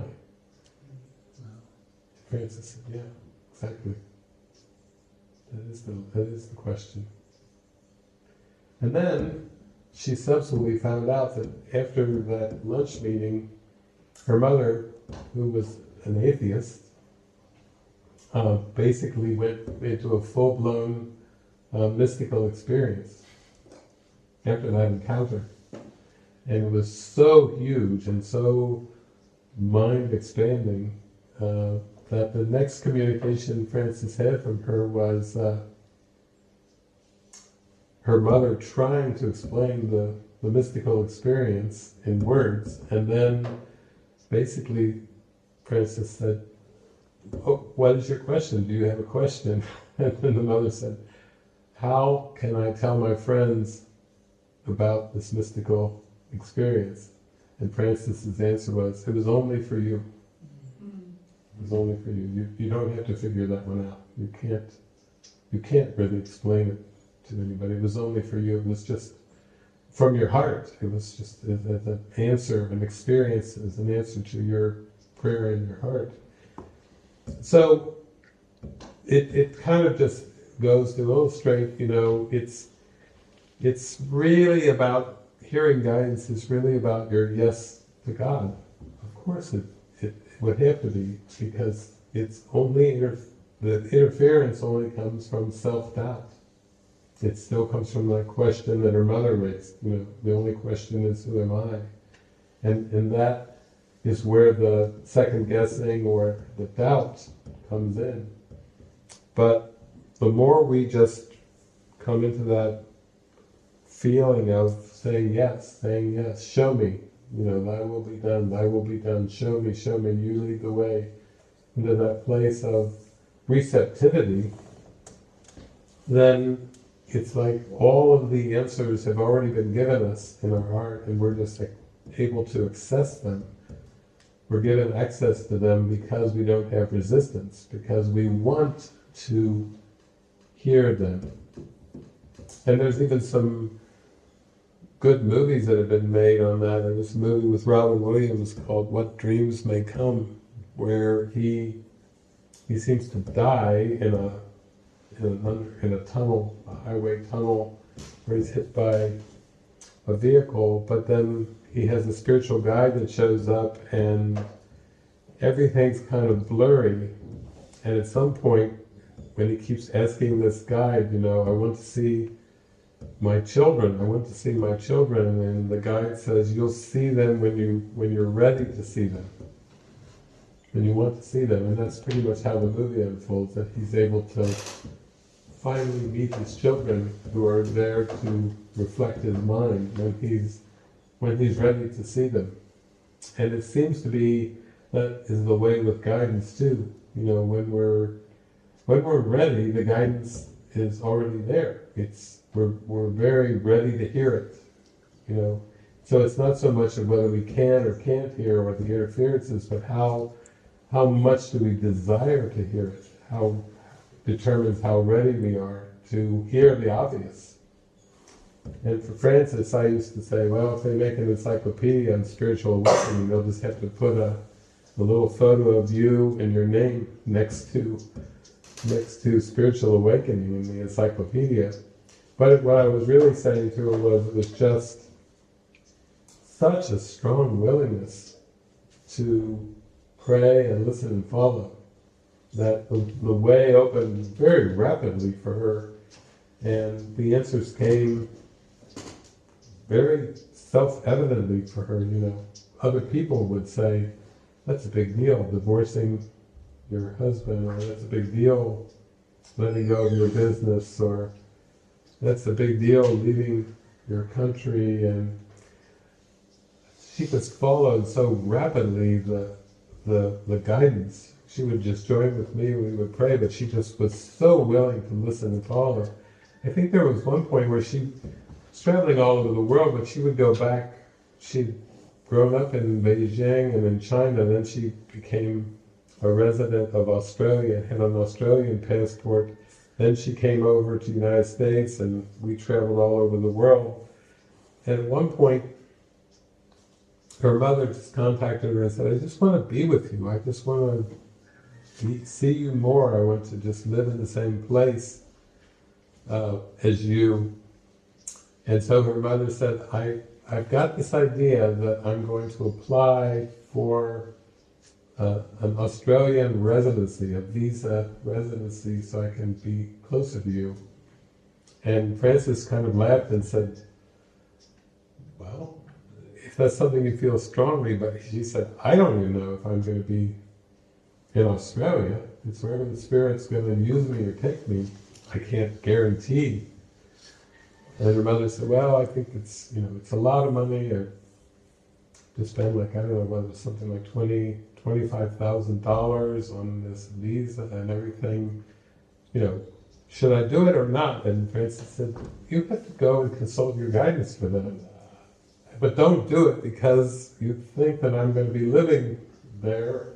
You have to feel it for yourself, because I don't know where Spirit will have me. Spirit has me all over the globe, all over the planet. And in the end, her mother just felt like, I think I need to do this, and did apply and got the Australian visa. But Francis really wasn't back much there. Didn't seem to do the thing that her mother wanted to do. She just wanted to live closer. But she also unwound so rapidly from the self-concept of this world that as she started to take these steps and really unwinding and letting go of all the concepts that she'd identified with in the world, her ex-husband was quite concerned about her, and her mother was concerned, like, what is my daughter doing with her life? And Francis was going so rapidly into pray, listen, and follow. She was just releasing the past concepts. She was emptying her mind so fast from these concepts that at one point her mother said, well, I would like to visit you. Where will you be? Could you make it to the West Coast, and I can fly out to California? I could fly across to California and meet you in a hotel, and we could spend some days together. Francis said, oh yeah, I do have time to do that. So she flew out to a hotel, and her mother was there, and she was going to spend a few days with her mother in this hotel. And already twice before, her mother and her ex-husband had tried to get her back from her journey, and it turned into the story of the three priests. They sent in a priest to try to tell her that she had lost her way and she wasn't following God and she wasn't following Jesus. And then they had sent in a second priest to convince her that she had lost her way and she wasn't following Jesus and everything. And on this particular occasion, her mother and her ex-husband had got a third priest. And when she was in the shower, thinking her mother was visiting her, she came out of the shower with the towel on, and there was a man there, and it was another priest there to convince her that she had lost her way. This priest had studied the Course in Miracles for many years and found it to be diabolical, and had become a priest, Course in Miracles specialized deprogrammer. So she came out of the shower in a towel and she's like, "Who's this?" Her mother said, and her ex-husband was there, and this Course in Miracles deprogrammer priest, specialized for deprogramming from the Course in Miracles, was there and everything. So the first two priests, it was kind of a shock to her system, but she became very confident after the first two priests. So this was, even though it was a specialized one to deprogrammers, she ended up talking with him, and she went back and she got dressed, and finally, he wanted to talk on and on about it. And she said, well, she knew her mother and her ex-husband had wanted to go to dinner, so she said to them and to the priest, well, why don't we all go to dinner? I'll go to dinner if we can talk about another topic other than me going my wrong way. And so they finally agreed. And at one point, though, when she said this deprogrammer priest was talking to her, she just couldn't hold it anymore. She just burst into laughter. She absolutely could not stop laughing. She just was uncontrollable laughter. And the priest got very quiet. And she just burst for like 5 minutes into laughter. And then she said, why don't you come with me and we'll all go have dinner. And then the priest was able to talk a little bit about his journey, and they all were able to kind of get onto another topic that felt helpful for all three of them, where they could find joy in common ground and everything. And I remember I was with Judy Sketch, the publisher of the Course, one of the original 4 with the Course. We were having lunch, and I said, Frances, why don't you tell her the story of the 3 priests? And Frances told Judy Sketch, and Judy went, oh, that's good. That is so good. That reminds me of stuff I've gone through. You should make a book out of that, maybe even a movie. Call it The 3 Priests. But it seems, again, in answer to your question, that by listening and following, then it kind of opens the way, it lights us up, it lights our mind up. And every time we pray and we listen and we follow is a confidence builder. It's like the miracle convinces us more and more surely, we get more and more certainty every single time that this is the way. And then that sense of second guessing and the doubt starts to fade away, because it just gets to be like overwhelming. We're overwhelmingly convinced. I had a student years ago, probably I think maybe in the late 90s, and her name was Mary, and at one point she just turned to me and she said, what if it's a hoax? She said, what if A Course in Miracles is just a complete hoax? And I remember looking at her and I said, you really had that thought?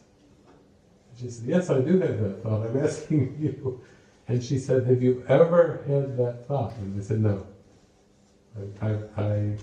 There was such a strong recognition from the very beginning that it's just been a strengthening of the faith and an expanding of the trust in the faith. And she said, you really never have had the thought that it's just a hoax? I said, no, I haven't. Honestly, I haven't. And so I think it's just that the guidance builds and builds and builds as we have more and more expanding experiences, and then it seems to get stronger and stronger and easier. It seems to get more, it seems to be more natural, more just automatic, and nothing that seems to be, not something to work at. But the successes, I would say, the miracles, we become more consistently miracle-minded, I guess is the way to say it, then that seems to strengthen us for when we seem to have something that the ego says is more like a crisis or a big decision, big turning point decision. We're kind of on the flow of the habit, it being a habit, that it just seems to come in very naturally. That's what it was for Frances. But she was just so willing. And the things, for some people that are big deals, were not big deals for her. She just said, it was obvious. And people say, surely it must have been a tough choice with divorce or leaving your business or selling houses, or those kind of things seem like big ticket items, to the ego. And she was like, oh no, I don't consider those major decisions. It was just the obvious. And so that's kind of a good answer to, how it works deeper down. Thank you.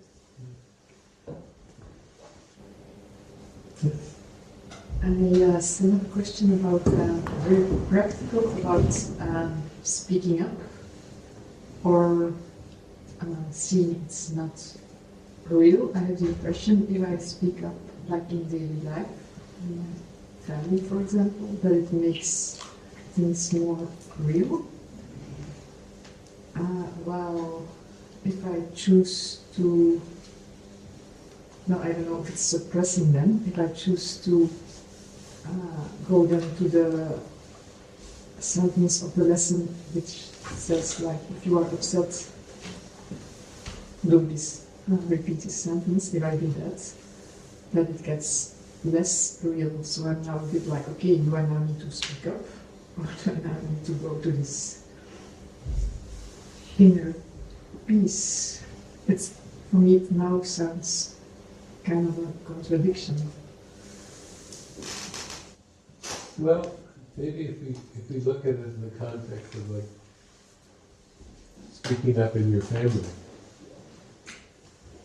I think it's more like Jesus is saying, I want you to align with me to be used for miracle working function, and that Jesus is saying, if you allow me and you're willing, I will perform miracles through you. But then he says, part of that is that you must allow me to tell you where to perform miracles. And the way that goes is that miracles should always be under Jesus' direction, because he's the way, the truth, the life, the Alpha, the Omega. He can, because he accepted the atonement as a correction for his mind, he completed his part perfectly in the awakening, and now he's in charge of the plan of atonement, the plan of awakening. And so because Jesus is in that position, we'll say, he can perform miracles indiscriminately. He can perform miracles indiscriminately. For those of us that are learning to open up to miracles, we are not in a position to perform miracles indiscriminately. We need to pray. We need to let the miracles come through as he directs. And he knows where that the miracles can come through. And so oftentimes that's where the struggle really comes in. If it's like, if it's with your family and it's the thing, do I speak up? I don't want to make trouble here or whatever. It still comes back to praying to Jesus and asking, what am I to share? What am I to extend? You know, there is a time and place for everything, and I felt like that was a big key for me, because I had, with course group, with my parents, with my family, with friends and everything, you know, I was going through some of the same kind of quandaries. Do I speak up or not here? Is there something to say or not? And I came more and more into this awareness, like, yeah, that's not something that David needs to figure out. I need to pray and be inspired and learn to just let things naturally flow through where they're meant to flow through. There's a part in A Course in Miracles where Jesus says, as far as the miracle, there's an action component, which is a component with our body, words and actions. And Jesus is like, you must let me be in control of the action component. No, whether to speak up or not, well, that's an action component. right there, you see? So it's when we're trying to solve it in terms of, like, solve it on our own, it gets frustrating. It's like, you know, shouldn't I, you know, it's like this. But for me, I think more and more, I found that there were different settings and circumstances where it just seemed that it came through very easily, and me speaking, it just felt just involuntary. It felt very easy and natural. And in other cases, I wasn't really to say anything or do anything. And I became more resigned to that. Like, oh, okay, I see. You know, it wasn't too easy for me at the beginning to speak up with my biological family. You know, I'm sure it maybe seemed very surprising, but I was very shy. So it's like, oh, now he speaks. Huh. What's he speaking about? So, you know, but then there were a lot of new friends I was meeting, and course groups, and different things like this, and it started to feel very natural and very easy and very comfortable to even speak in those kind of circumstances. There was like a very large Tuesday night Course in Miracles group that I used to go to, and they would go around and read, like each person read a paragraph and go around the circle and read and everything. But as soon as I started going there and felt just comfortable and relaxed with everybody like this, they would go read a paragraph, and then the next person would read a paragraph and start to go around the room. But then after 2-3 people reading paragraphs, somebody would raise a question about the paragraph or about the question that they had, and then I found myself, Spirit just coming through and answering the question. So everyone would go, oh yeah, great. Then they go back and read more paragraphs until another question came, and then the question would come, and then Spirit would answer the question very matter-of-factly through me. Oh, that's great. So this went on Tuesday night after Tuesday night after Tuesday night. So that was the routine. If somebody would show up there, that would be, they would read until there was a question, and then when there was a question, all the heads in the group would just turn over to the David character. And? like it was David the Oracle or something like that. But it would be like a comedy show for people to watch, you know. Because it's unlike a lot of course groups. It's instead of kind of bantering, well, I think this, well, I think he means this, I disagree, this and this was kind of the way it was going. So for me, though, that was also just a willingness to pray. I would pray before I would go into the group. I'm here only to be truly helpful. I'm here to represent him who sent me. I don't have to worry about what to say, what to do, for he who sent me will direct me. I'm content to be wherever he wishes, knowing he goes there with me. And I will be healed as I let him teach me to heal. I was just there as a servant to say, okay, whatever is most helpful, but I didn't go into that group thinking, okay, I'm going to be the answerer, or the group didn't have a facilitator even. There was no facilitator of the group. So it's almost like Jesus sent me there to ease me into being spoken through, because I was very shy. And we started to go very deep in that group over the time frame. I don't know how many months, or I was there for a year and a half or whatever, but it got deeper and deeper and deeper and deeper in that particular Tuesday night course group, until one night they had brought a bunch of food and we were all in a big circle and the food was all on the table. And we got into such a deep state that I think for a lot of the people in the group, it was so intimate and so deep that one evening the fear arose, and we got to a certain point when I just watched everybody lunged at the food at the same time. They all went and they dove into the food, and I'm, this is interesting.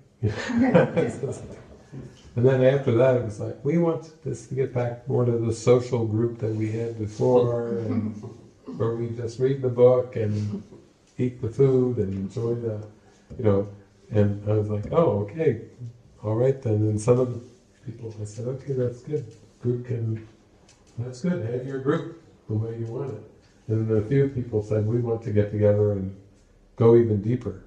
It was just a few that were like wanting to, it was getting a little too threatening, to the ego, because we were going so deep. But again, we have to be in that place where we're praying to Jesus, just like you direct me if I'm supposed to speak up, or where you direct me where you want me to perform your miracles. And Jesus has talked about it in the notes. He was talking to Helen Schuckman one time, and he was saying Casey had such a great, very helpful contribution to the plan of awakening. He just used the last name Casey, meaning Edgar Casey, one of the most famous psychics and healers on the planet. And he said, then he went on the next sentence and said, Casey could have been much more helpful if he had asked me which miracles to perform. Mm-hmm. Oh, there it is. There it is again. Jesus can perform them indiscriminately, and that's why we need to pray, listen, and follow, because even the healing can only come through in just the way where it can be received. And Jesus knows where it can be received and where it cannot be received. And he knows that if we try to force a miracle onto somebody and tell somebody something that they're not ready to hear or not ready to experience, that would increase their fear. And he doesn't ever want to increase the fear. He wants it to come through in a gentle way where it can be received and heard. So that's another version of that. Workbook lesson, I will step back and let him lead the way. And that's part of our humbleness, that we go deeper into, should I speak up here or not? Should I speak up in my family or not? No. Just ask Jesus. Say, should I speak up here or not? And make it obvious. And that's where you start to develop that connection. And then the awkwardness starts to go away, the self-judgment or the awkwardness around the question starts to fade away. So it's what it is at a deeper level. I tried many times to, not so much with my father, but with my mother. I would go, oh my gosh, we had so many miracles at the Tuesday night course group, and she was a Christian woman, raised with more of a traditional Christian church, and she would share. She would change the subject. My dad would change the subject. Wow, how high temperature did we reach today? We were talking about the miracle. The Reds, the sport team, did they win today? Did you hear the score? Dividing my mother, she said to me, first thing she said was, David, I don't need a minister. Okay. And then, you need to find other people to share these things with. And Jesus was saying, that's me, speaking through your mother. You need to let me direct where you bestow your miracles. Don't go try to share them where you believe they're most helpful. Mom and Dad need to hear this. No, they don't. Yeah, so it's a surrender. So I will step back and let him lead the way.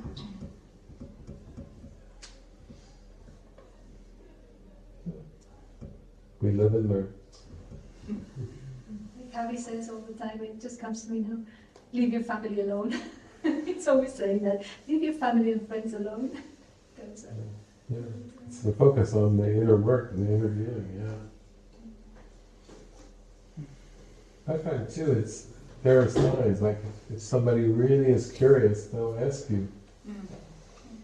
But if they're not curious, then they won't ask about it. So it's pretty obvious.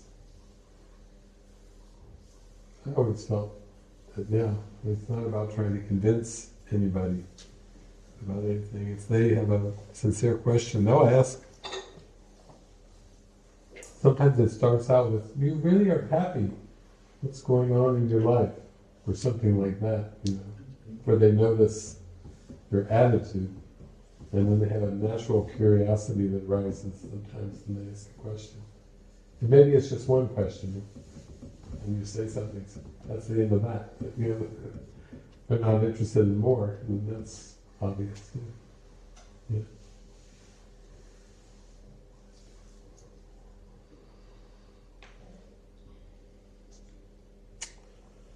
Oh. Wow. Yeah. Hi. Okay. Shall we have a lunch break? Lunch break, and then also let's keep in mind for the movie tonight. Yeah. So there are two people leaving. Maybe we talk about it. Yeah, I was just wondering if we should have the movie in the afternoon instead of in the evening. But it's, maybe it's too bright. It is very bright in here.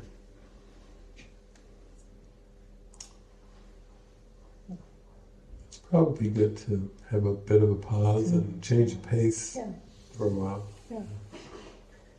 And if you notice that there are any themes, I mean, we have our title, Do Not See Error, so we've really kind of focused in on that so far. Yeah. Or maybe another relationship. Yeah.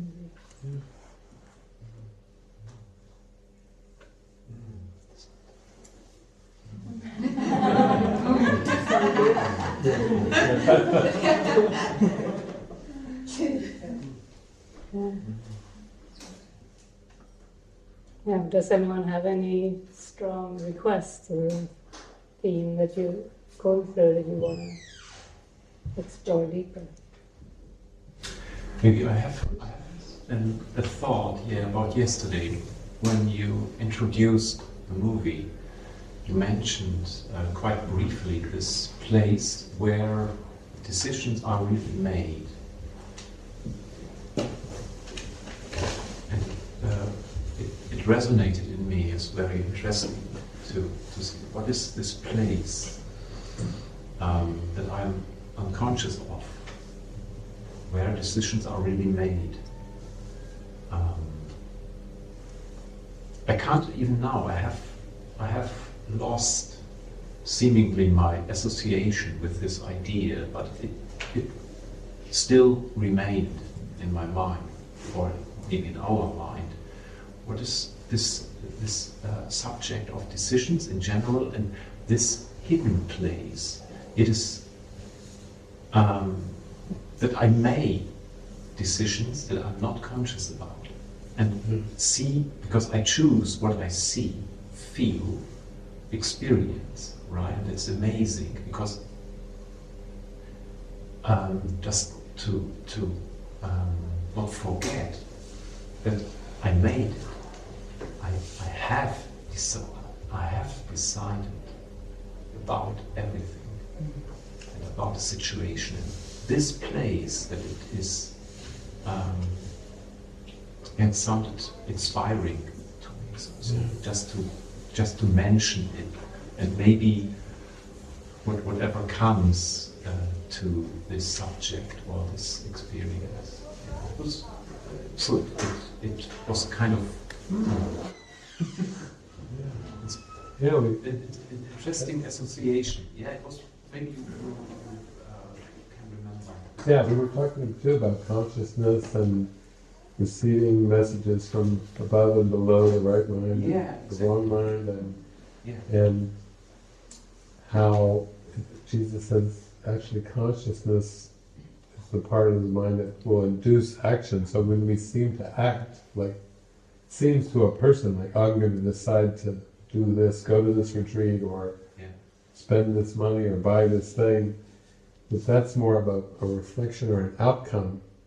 It's an outcome that comes from a decision that's made, and that decision in the mind is a decision of purpose. I did a little booklet years ago called Purpose is the Only Choice, which was kind of tracing it back from what's on the surface of consciousness down deep, much deeper to the purpose.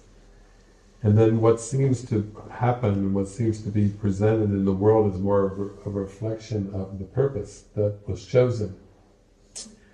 But it's very, very deep, so it's interesting to pray on that, to see if we can come up with a movie that really shows that in a way, that the purpose is really the most important characteristic of the decision, not the specific. Yeah, there's a letting go behind it, might be, because I think I make decisions on the surface. Or I make them, and guilt comes in, or whatsoever as a result. So, it sounds interesting. Thank you. Laurie had a request. Yeah. My heart's beating. The fear of speaking feels so automatic as well. Like, almost impossible. It's never going to go away. But I was thinking, when I shared with you yesterday, and I don't really take much in afterwards because there's all nervousness. But I was laying in bed last night, and the message that I got was, and even what people are sharing about people pleasing and not being able to speak up, it was littleness. Like, I felt that's what you were saying. Let go of the littleness. Even with this feeling that comes, the fear that comes around. And then I was reading the course this morning. When I first got the course, I'd written quotes in, and I just read this: your practice must therefore rest upon your willingness to let all littleness go. And release from littleness depends on willingness and not on time. That's very impactful. Yeah, that's good. Well, that's good. I'll take that one into prayer for the movie. The journey from littleness to magnitude. Yeah, in a practical way, like a step-by-step way in terms of decisions. Yeah, that's interesting. I do think of that movie. First, when I mentioned to both of you if there were any whims and everything, you mentioned the movie Lucy. Because Scarlett Johansson plays Lucy. At the beginning, she's in the role of a girlfriend, and she's quite shocked by what he's asking of her and what seems to happen to her. She's quite shocked, as if she's very afraid. But as the movie progresses, she's not afraid. She becomes more and more confident, more and more tuned in to the power of the mind, the power of decision. Her communication skills become, she's more telepathic, and she comes almost like unlocking the power that resides within. So that's kind of a rapid journey from littleness to magnitude. Yeah, very good one. Yeah. Maybe that's it. But we can keep that in mind because those are helpful. Those kind of movies are very empowering. It's one of my favourite films. Yeah. You watch the character transformation in there from a frightened girlfriend to the one, you know. And then the French police detective, you know, who's kind of like amazed by her psychokinesis and the powers of her mind, you know. At the end, you know, the phone, I am everywhere. You know, where is she? Where did she go? I am everywhere. You know.